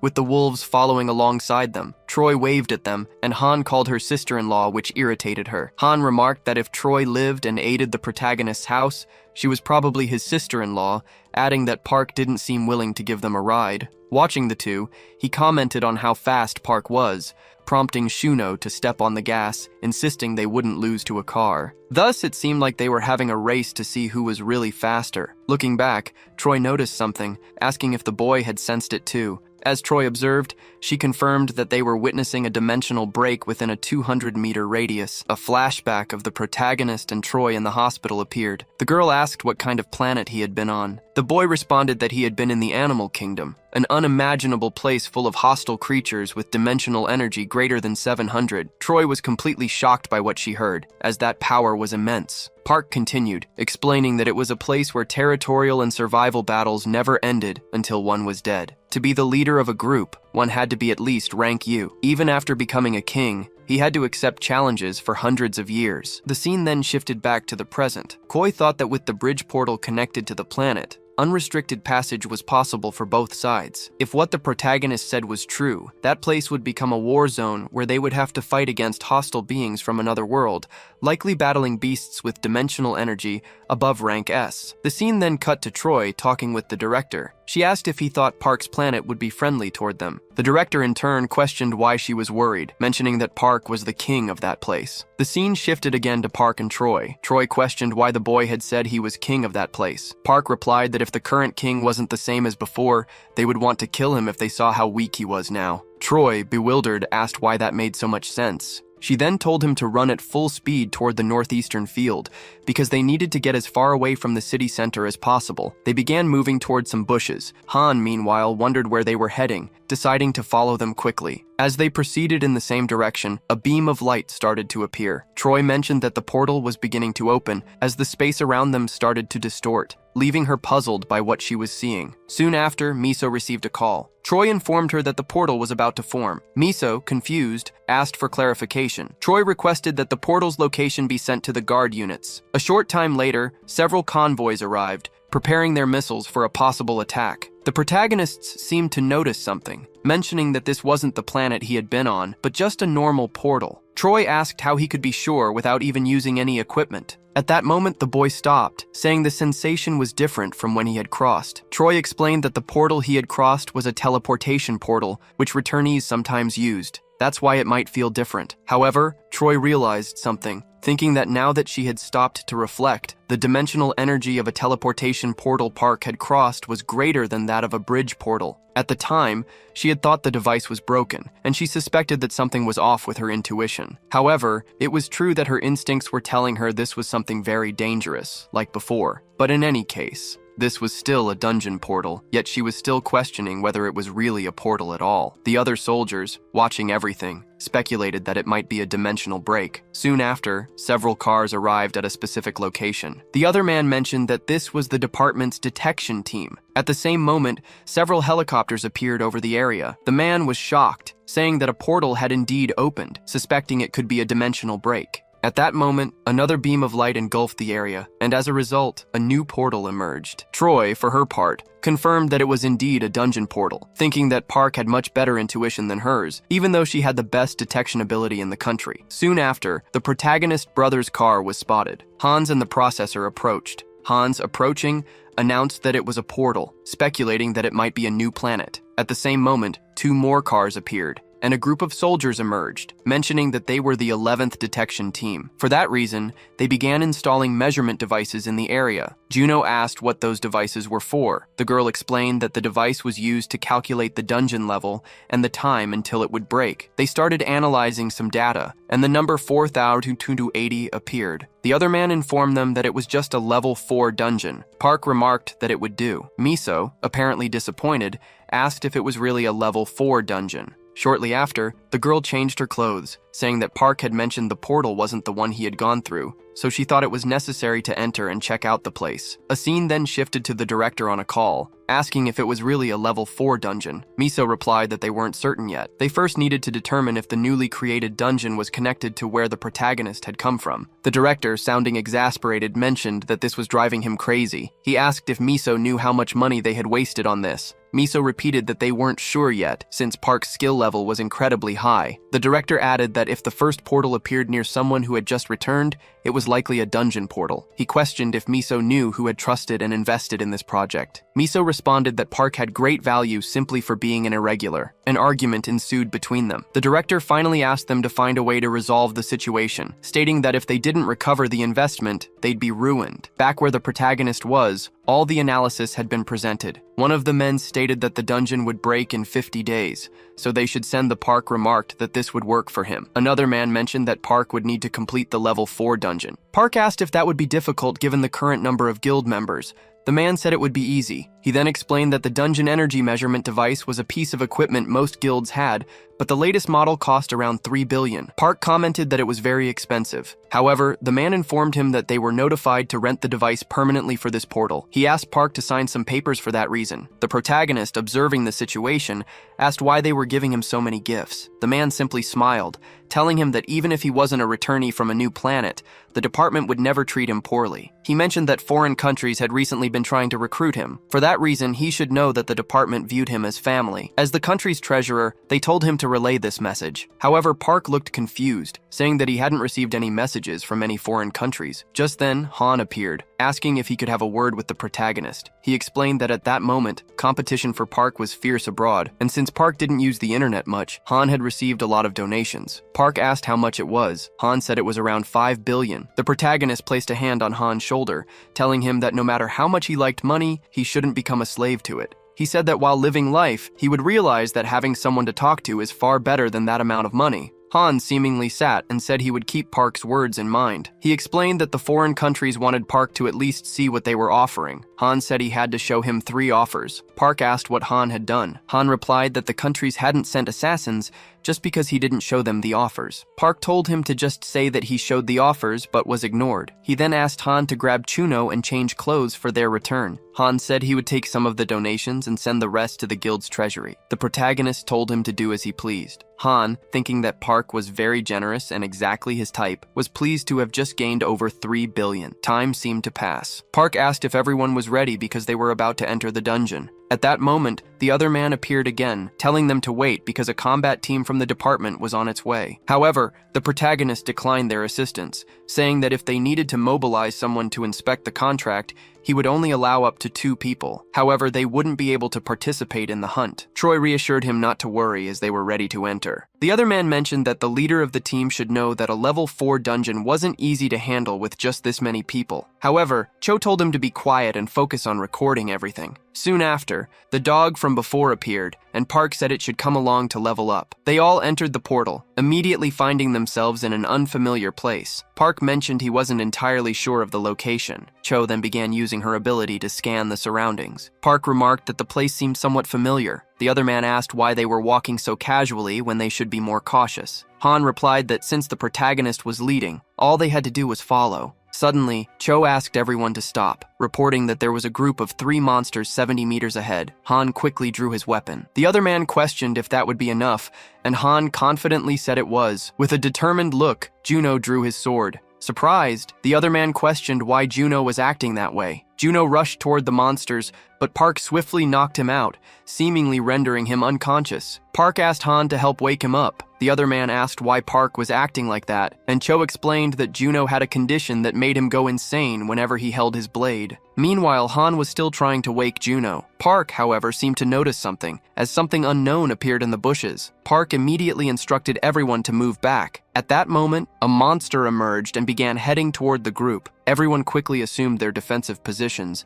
but Park charged forward instead, moving directly toward the monsters. The other man recorded everything. Several monsters rushed at Park, but he effortlessly dispatched them all. The system notified him that he had earned 48 conquest points. Everyone remained on high alert, as more monsters could be nearby. Park was surprised at the speed of his reaction, wondering if this was real. Park then reminded Juno not to forget about the loot. The two of them began harvesting the stones from inside the monsters. The other man commented that Juno seemed normal outside the dungeon, but once he held a knife, he became a psychopath. Cho told him to stop talking and focus on moving forward. Park announced that he would start killing the monsters next, so everyone should stay on guard. After collecting the stones from the defeated monsters, the other man, watching everything, wondered if sending C-ranked soldiers and interns to deal with a rookie and a psychopath was wise. Park then called for the dog, asking it to head into the forest and bring more monsters back. The dog followed Park's command and headed into the forest. Meanwhile, Cho and the other man observed everything, wondering what would happen if a horde of monsters came charging toward them. As the team leader questioned if they would be okay, Cho simply told him to keep recording. Soon after, Park announced that the monsters were coming, and a loud rumbling echoed through the area. The other man was panicking about everything that was happening. Han, noticing that Juno was losing control, told him to take a tranquilizer. However, Juno, driven by madness, charged toward the monsters. At that moment, the dog reappeared, and an arrow flew straight at it. Juno managed to dodge the arrow and successfully struck one of the monsters rushing toward them. He quickly advanced, finishing the monster with ease. Immediately after, the other man warned Juno to be careful, as there was a monster right behind him. However, it was already defeated. Han had taken it down from behind. Using his crossbow, Han finished off the monster alongside Juno. Both satisfied with their teamwork, Han reached level 9. The other man, observing this, fell silent, asking if this was really a level 4 dungeon. Cho sarcastically asked if he thought it was a level 3 dungeon, telling him to concentrate on recording and stop talking so much. Suddenly, the dog appeared to be on high alert, and Park noticed this. At that moment, a monster emerged from the bushes, rushing toward the protagonist, who swiftly drew his dagger. The scene shifted to a car amidst a large crowd. The other man seemed to be welcoming the sector director, while Miso asked what he was doing and if he had a death wish, questioning why he hadn't moved out of the way yet. The young man said he would only move if something happened. They mentioned that not long ago, Captain Lee's combat team had entered that area, and if it was a combat team, didn't that mean it was a level 4 dungeon? The recently appeared dungeon was probably one of them. Upon hearing this, Miso remained silent for a moment, then instructed them to move out of the way immediately. As she left, the young man sarcastically thanked her, calling it a waste of time, and noted that it was only a level 4 dungeon returnee. They decided to start gathering their things. Meanwhile, Miso's car continued heading toward the site. One of the men in the car commented that it was probably a confidential operation, and asked what they would do if the information got leaked. Miso questioned what he thought was more important, higher-ups playing with money or the protagonist. The man admitted that the protagonist was likely more important. Miso then said that if they revealed to everyone that Park was a returnee from a dungeon, the news would draw a lot more attention. The man asked if Park would be okay. Miso explained that this was why they were heading to the protagonist, trying to find a solution. Meanwhile, the teams were preparing to enter the portal. The captain asked if they were ready, stating that they were about to take down some monsters. A soldier requested they wait a moment as someone had asked them to hold off. The man asked why they had done that just as a car arrived on the scene. A woman stepped out of the vehicle. Miso greeted the captain. The man asked what she wanted, and Miso responded that he couldn't enter. Confused, the man asked why not. Miso explained that as long as Park hadn't agreed to cooperate with the combat team, crossing the portal wasn't permitted. The man, frustrated, asked what kind of nonsense she was talking about given that the team had to reprogram their plans and rush over in vain. Miso replied that certain things had happened, and for that reason, they couldn't enter the portal. The man argued that there was a flaw in the contract clause, asking if it made sense for only a reconnaissance team without combat experience to go in. Miso responded that they were planning to amend the contract, and she had come to resolve the issue. It also involved something related to the director. Irritated, the man asked why everything had to be so complicated, while Miso suggested they continue the conversation in the car. The scene then cut to the director watching the news on his computer. He muttered that a mistake had been made as he needed to investigate a few more things before releasing a more formal statement. At the same moment, the man received a call, frustrated, asking why he still couldn't reach Miso. The scene transitioned to a building. The doctor from earlier was reviewing the protagonist's information, saying that Park represented a shattered dream on a planet in Korea, and that it was likely a pivotal moment in the story. He reflected that the boy's life was like a drama filled with numerous conflicts. He recalled the protagonist's words about hiding near the coast before discovering fruit on trees, noting that in his past, the sea had provided plenty of food. However, it didn't take long for him to realize that it wasn't a place where he could live, because when he looked to the side, he saw something. A massive monster was circling the area. The doctor, startled, realized that there couldn't be an ocean in a level 4 dungeon and wondered what that meant. He thought about the current theory regarding the origin of dungeons, that a planet could become part of a dungeon. A flashback of the protagonist appeared, mentioning that his brother was coming and asking the doctor to help find him. The doctor had agreed, but on the condition that Park tell him his entire story spanning 500 years. Back in the present, the doctor remarked that the protagonist had promised to share everything after reuniting with his brother. He noted that for an F-rank returnee, Park was a very ordinary person, despite having lived hundreds of years as the king of the jungle. However, the doctor regretted losing the opportunity to hear a much more interesting story due to a hasty decision. Returning to the dungeon, Park was still finishing off those monsters that he coldly watched, eliminating them one by one. The other man, observing this, said it was insane, as he could avoid an ambush like that. Park asked what the problem was, as he should help with the spoils. So, the man started doing what the boy had asked. Sometime later, the group was walking through the dungeon. Kui asked what that place was, as it was strangely beautiful, and Han, in disbelief, said that the shining stone looked like a gem, but it seemed to cast a dark hour. Park said he had never been to a place like that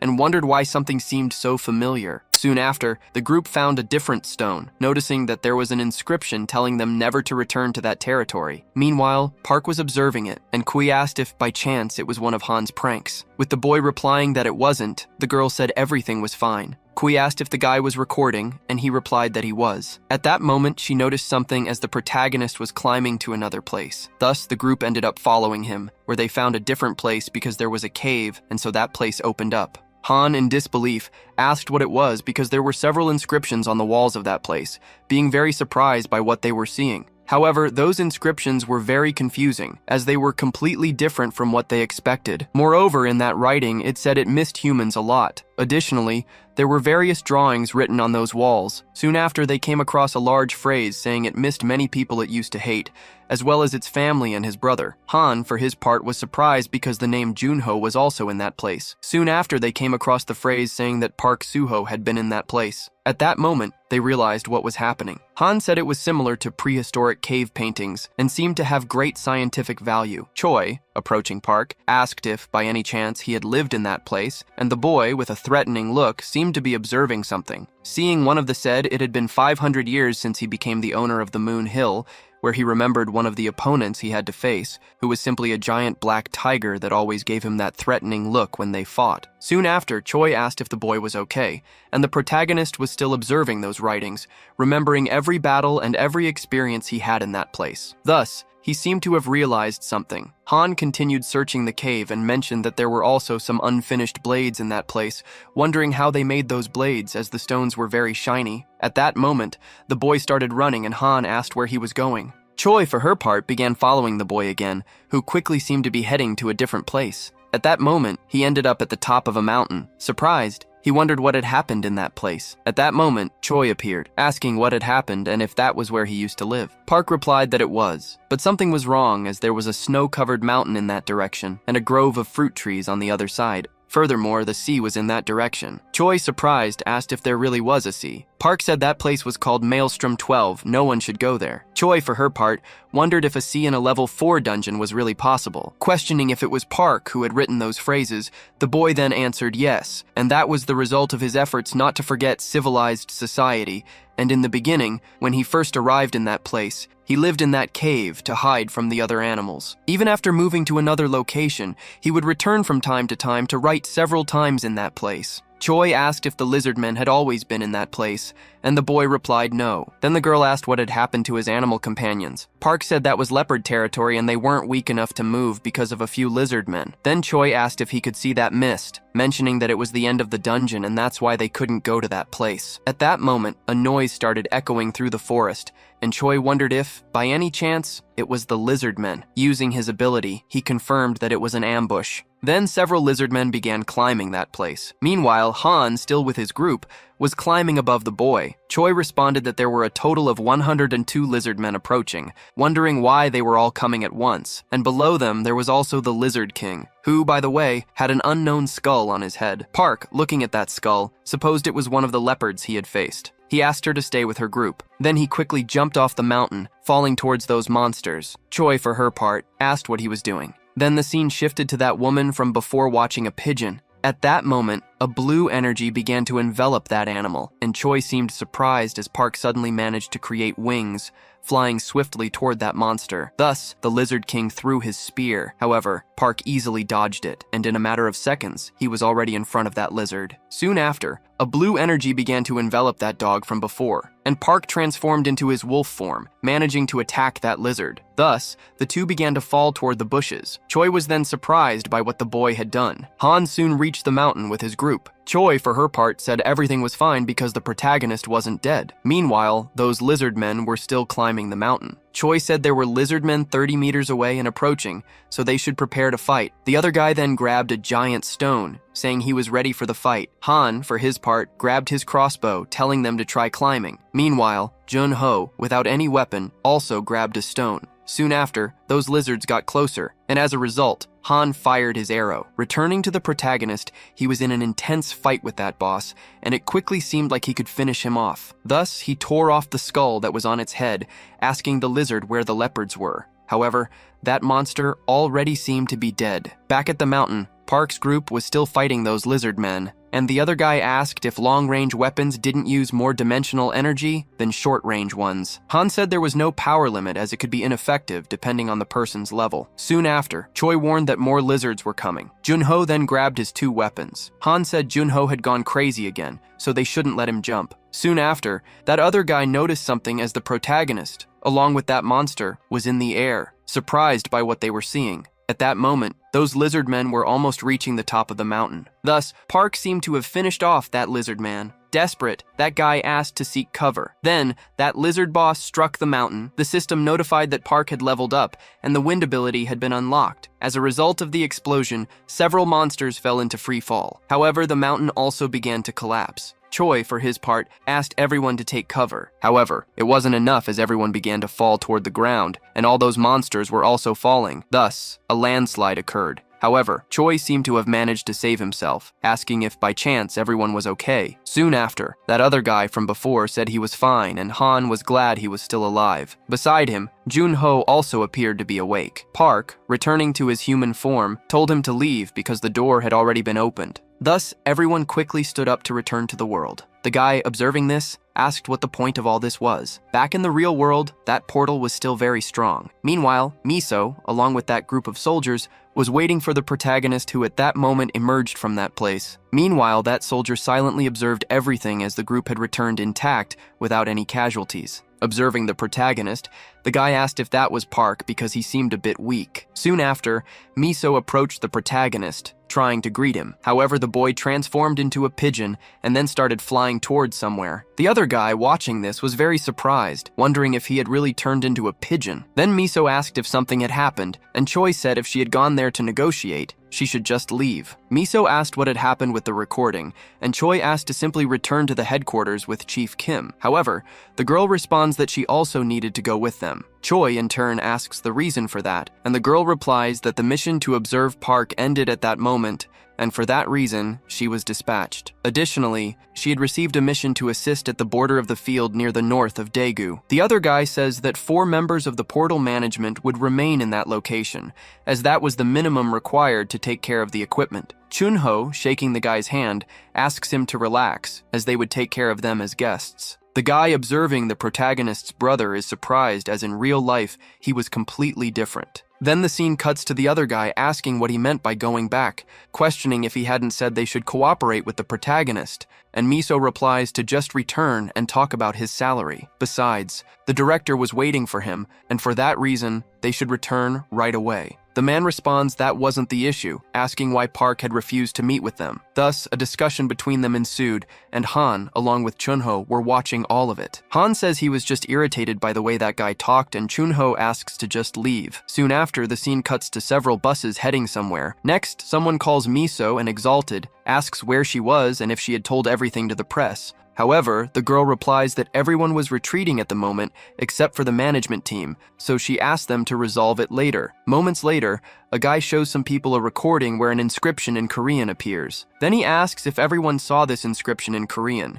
And with this inscription, they discovered Park Suho's diary written on the walls of the cave. In the recording, the guy suddenly jumps and throws the Lizard King away. At that moment, the guy says that, unfortunately, he couldn't record more inside the dungeon, but he managed to while outside of it. Soon after, a guy sees the boy's form and asks if that was a pigeon, to which the presenter says yes, and they believe he confused with tamed animals. And that was the end of the recording. Then a white-haired man says that it was terrifying because the boy dealt with the Lizard King in that way. In turn, the director asks if, since the strength of the Lizard King in a level 4 dungeon is around rank B. However, the presenter responds that it was actually rank A, and that the boy had defeated a rank A monster with ease. Again, the director asks if Park Suho is then above rank S. However, Troy says that his current dimensional energy is rank E, but his normal combat abilities are rank S+ after fusion. It depends on the animal. However, they believe he can at least reach rank SSS. Furthermore, Park Suho has no level up limit in his abilities, unlike other awakened ones. Then the white-haired guy asks if all the regulars are like that, but Troy doesn't know if they all are like that. At that moment, the director asks what his status was like before his return. However, the guy says that if all the people who disappeared during the cataclysm returned like Park Suho,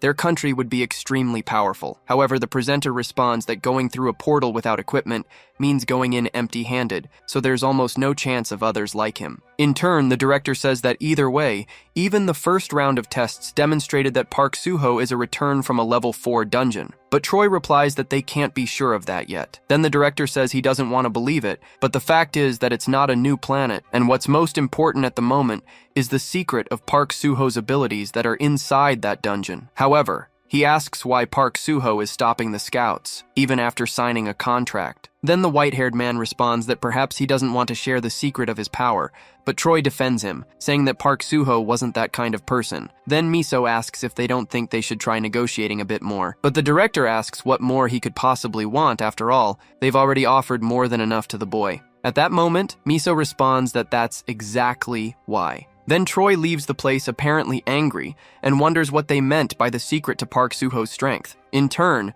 the guy tells Miso that if she fills her squad 37 with 80 rank C or higher people, he will take responsibility and find Park Suho. And the issues with the minister's investment would also be resolved without problems. Then the director says that even if they only take all the spoils, it already seemed very good. In turn, the guy says they would earn 3 times the usual amount and a 780% bonus. Next, the director asks Miso what they should offer Park Suho to gain unrestricted access to the dungeon. However, Miso asks if they didn't already have plenty of that to spare. In another place, apparently a plantation, a child asks Monk Myeongjin if he was going to harvest the tomatoes from the field. However, the monk responds that not only the tomatoes, but also the peppers and potatoes. As they enter the shed, one of the children says they will harvest 100 cherry tomatoes, and the other says they will harvest 200. Another child mentions that Jongyeon had said she would make roasted potatoes and peppers. Then, they are ordered to each take a hoe to harvest the crops. However, while doing this, a man with sinister eyes seems to be watching them from hiding. Then the scene cuts to a soldier saying they had 10 minutes until departure.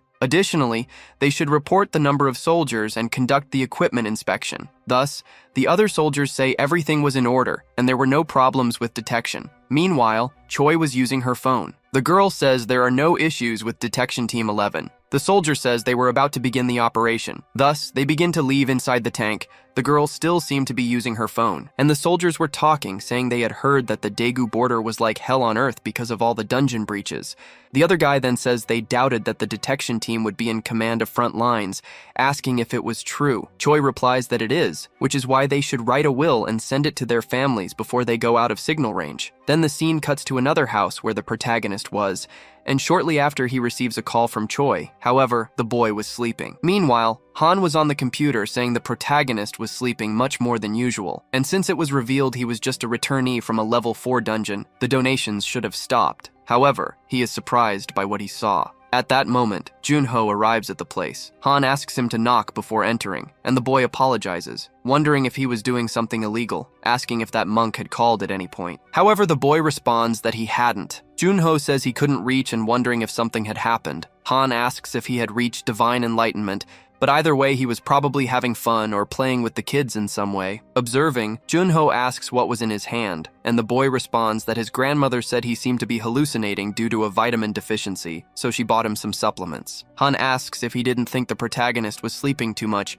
and the man replies that he was planning to wake him up. Meanwhile, in Park's room, the boy seemed to have already woken up and was looking at the giant tree in front of him, thinking that he had already suspected he could reunite with his friends when the portal opened. But the land he returned to was only a small piece of that place. Instead of meeting his friends, it was filled with red lizards he had never seen before, so he had no idea where his red wolf family could be. Additionally, his greatest enemy, Kuro, could be somewhere with that other giant gorilla he had fought before, wondering where they could possibly be, and if they had fled to another place in fear of those lizards. However, he changes his mind instantly, asking if it really mattered, because if they were destined to, they would reunite one day. Soon after, Juno enters the room asking if he was awake so they should eat something. Park replies that he was already awake and had slept so much that he didn't realize he was hungry. Thus, the two leave the room and Choi was still trying to call the young man. A while later, the protagonist was already having dinner at the table with the two, asking where that blonde girl had gone. However, they were surprised by what they heard,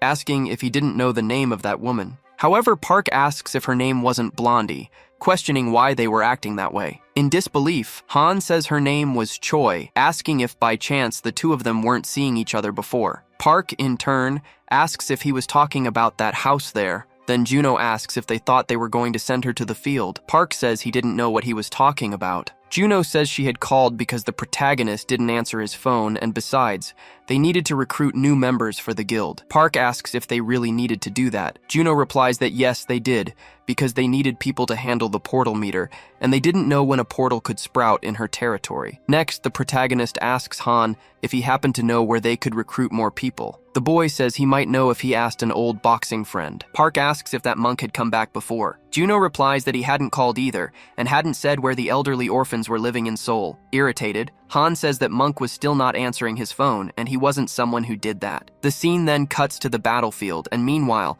Choi was still waiting for her orders. Looking at her phone, she realizes she was in the red zone with the necrophiles, wondering if that was on the original route. However, she forgets everything and ends up turning off her phone. Then the scene cuts back to Park realizing he had 2 missed calls from that girl. Soon after, he tries to call her. However, that number was already unavailable. The scene then cuts again to those tanks heading to a certain location, and around them were several zombies surrounding that place. Meanwhile, Park was still trying to make that call, and Choi's phone was apparently covered in blood. Thus, Park realizes she simply wasn't answering. Soon after, a car arrives at the protagonist's residence, and Maisu tells Junho they had just arrived, asking if she could meet with the protagonist. The other man, looking to the side, finds Park, who was sitting in a chair looking at something. Park asks if it was about the inspection. Maisu responds that yes, it was. The protagonist says that it wasn't a new planner, asking why they were so focused on inspecting them. Maisu responds that they wanted to uncover the secret behind his ability in the dungeon. Park says he had already told them many times,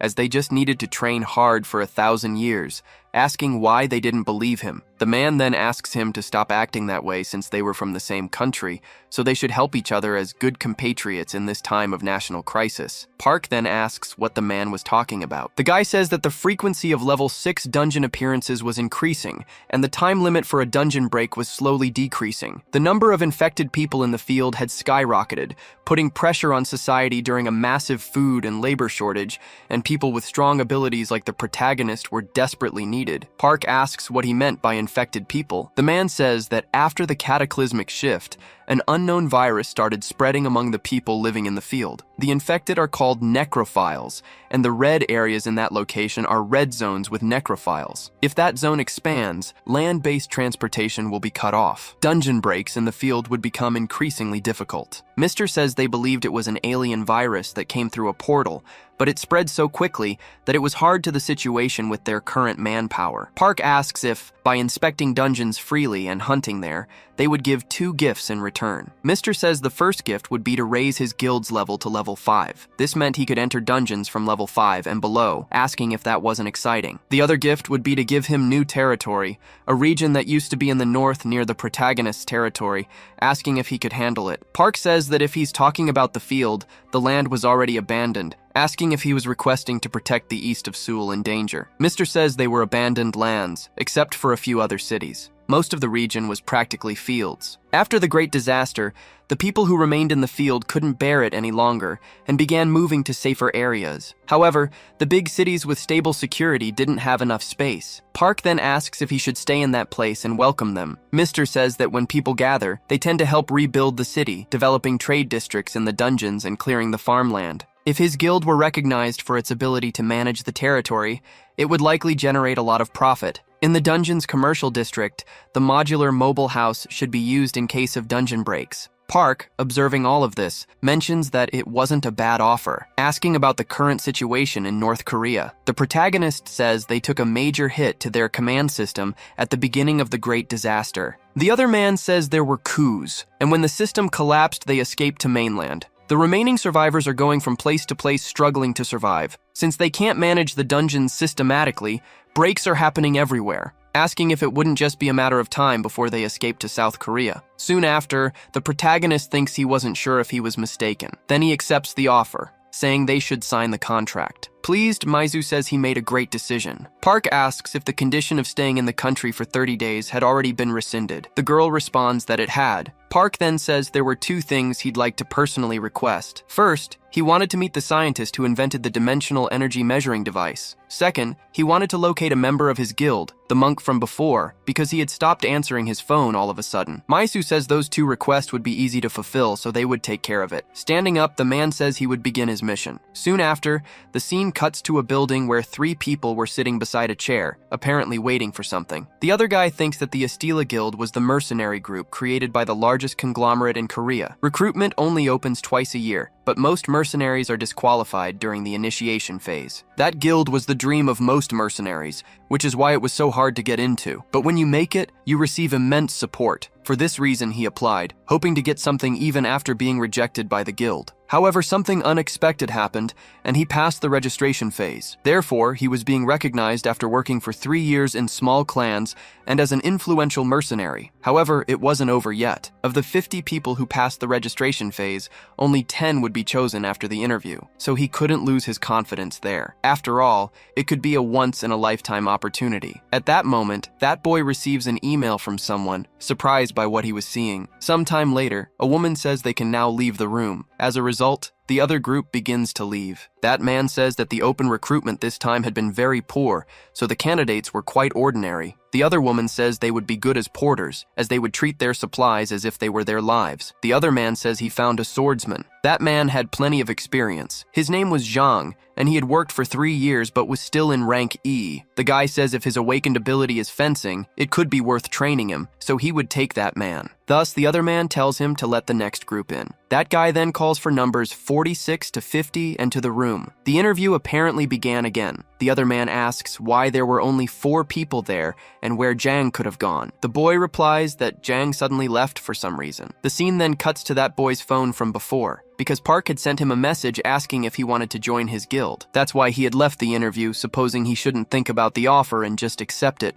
After all, it was the guy who had saved his life and most talked about figure in all of Korea. Soon after, the scene cuts back to that tank again, heading toward the battlefield. The other soldier says they should stay alert because they didn't know when they might be ambushed. Meanwhile, several frightening monsters were surrounding the area. The soldier says the roads were becoming more dangerous, so they should have stayed on their usual path. The other says there was nothing they could do as they wouldn't arrive on time if they took the normal route. Soon after, that soldier calls his friend over because he had come across something very strange, wondering what it could be. Looking more closely, he realized it was several zombies devouring the body of a monster. With a menacing glare, the zombies were watching the tank. The soldier says to turn them into dust with the rocket launcher. However, the guy says that if they shoot, the necrophiles would become highly agitated. The man says they don't have time, so they should fire. If they managed to get out of that place soon, they would be in the military operations area. Following the captain's orders, the soldier starts preparing the shots. Then the captain orders them to open fire. As a result, the missiles are launched.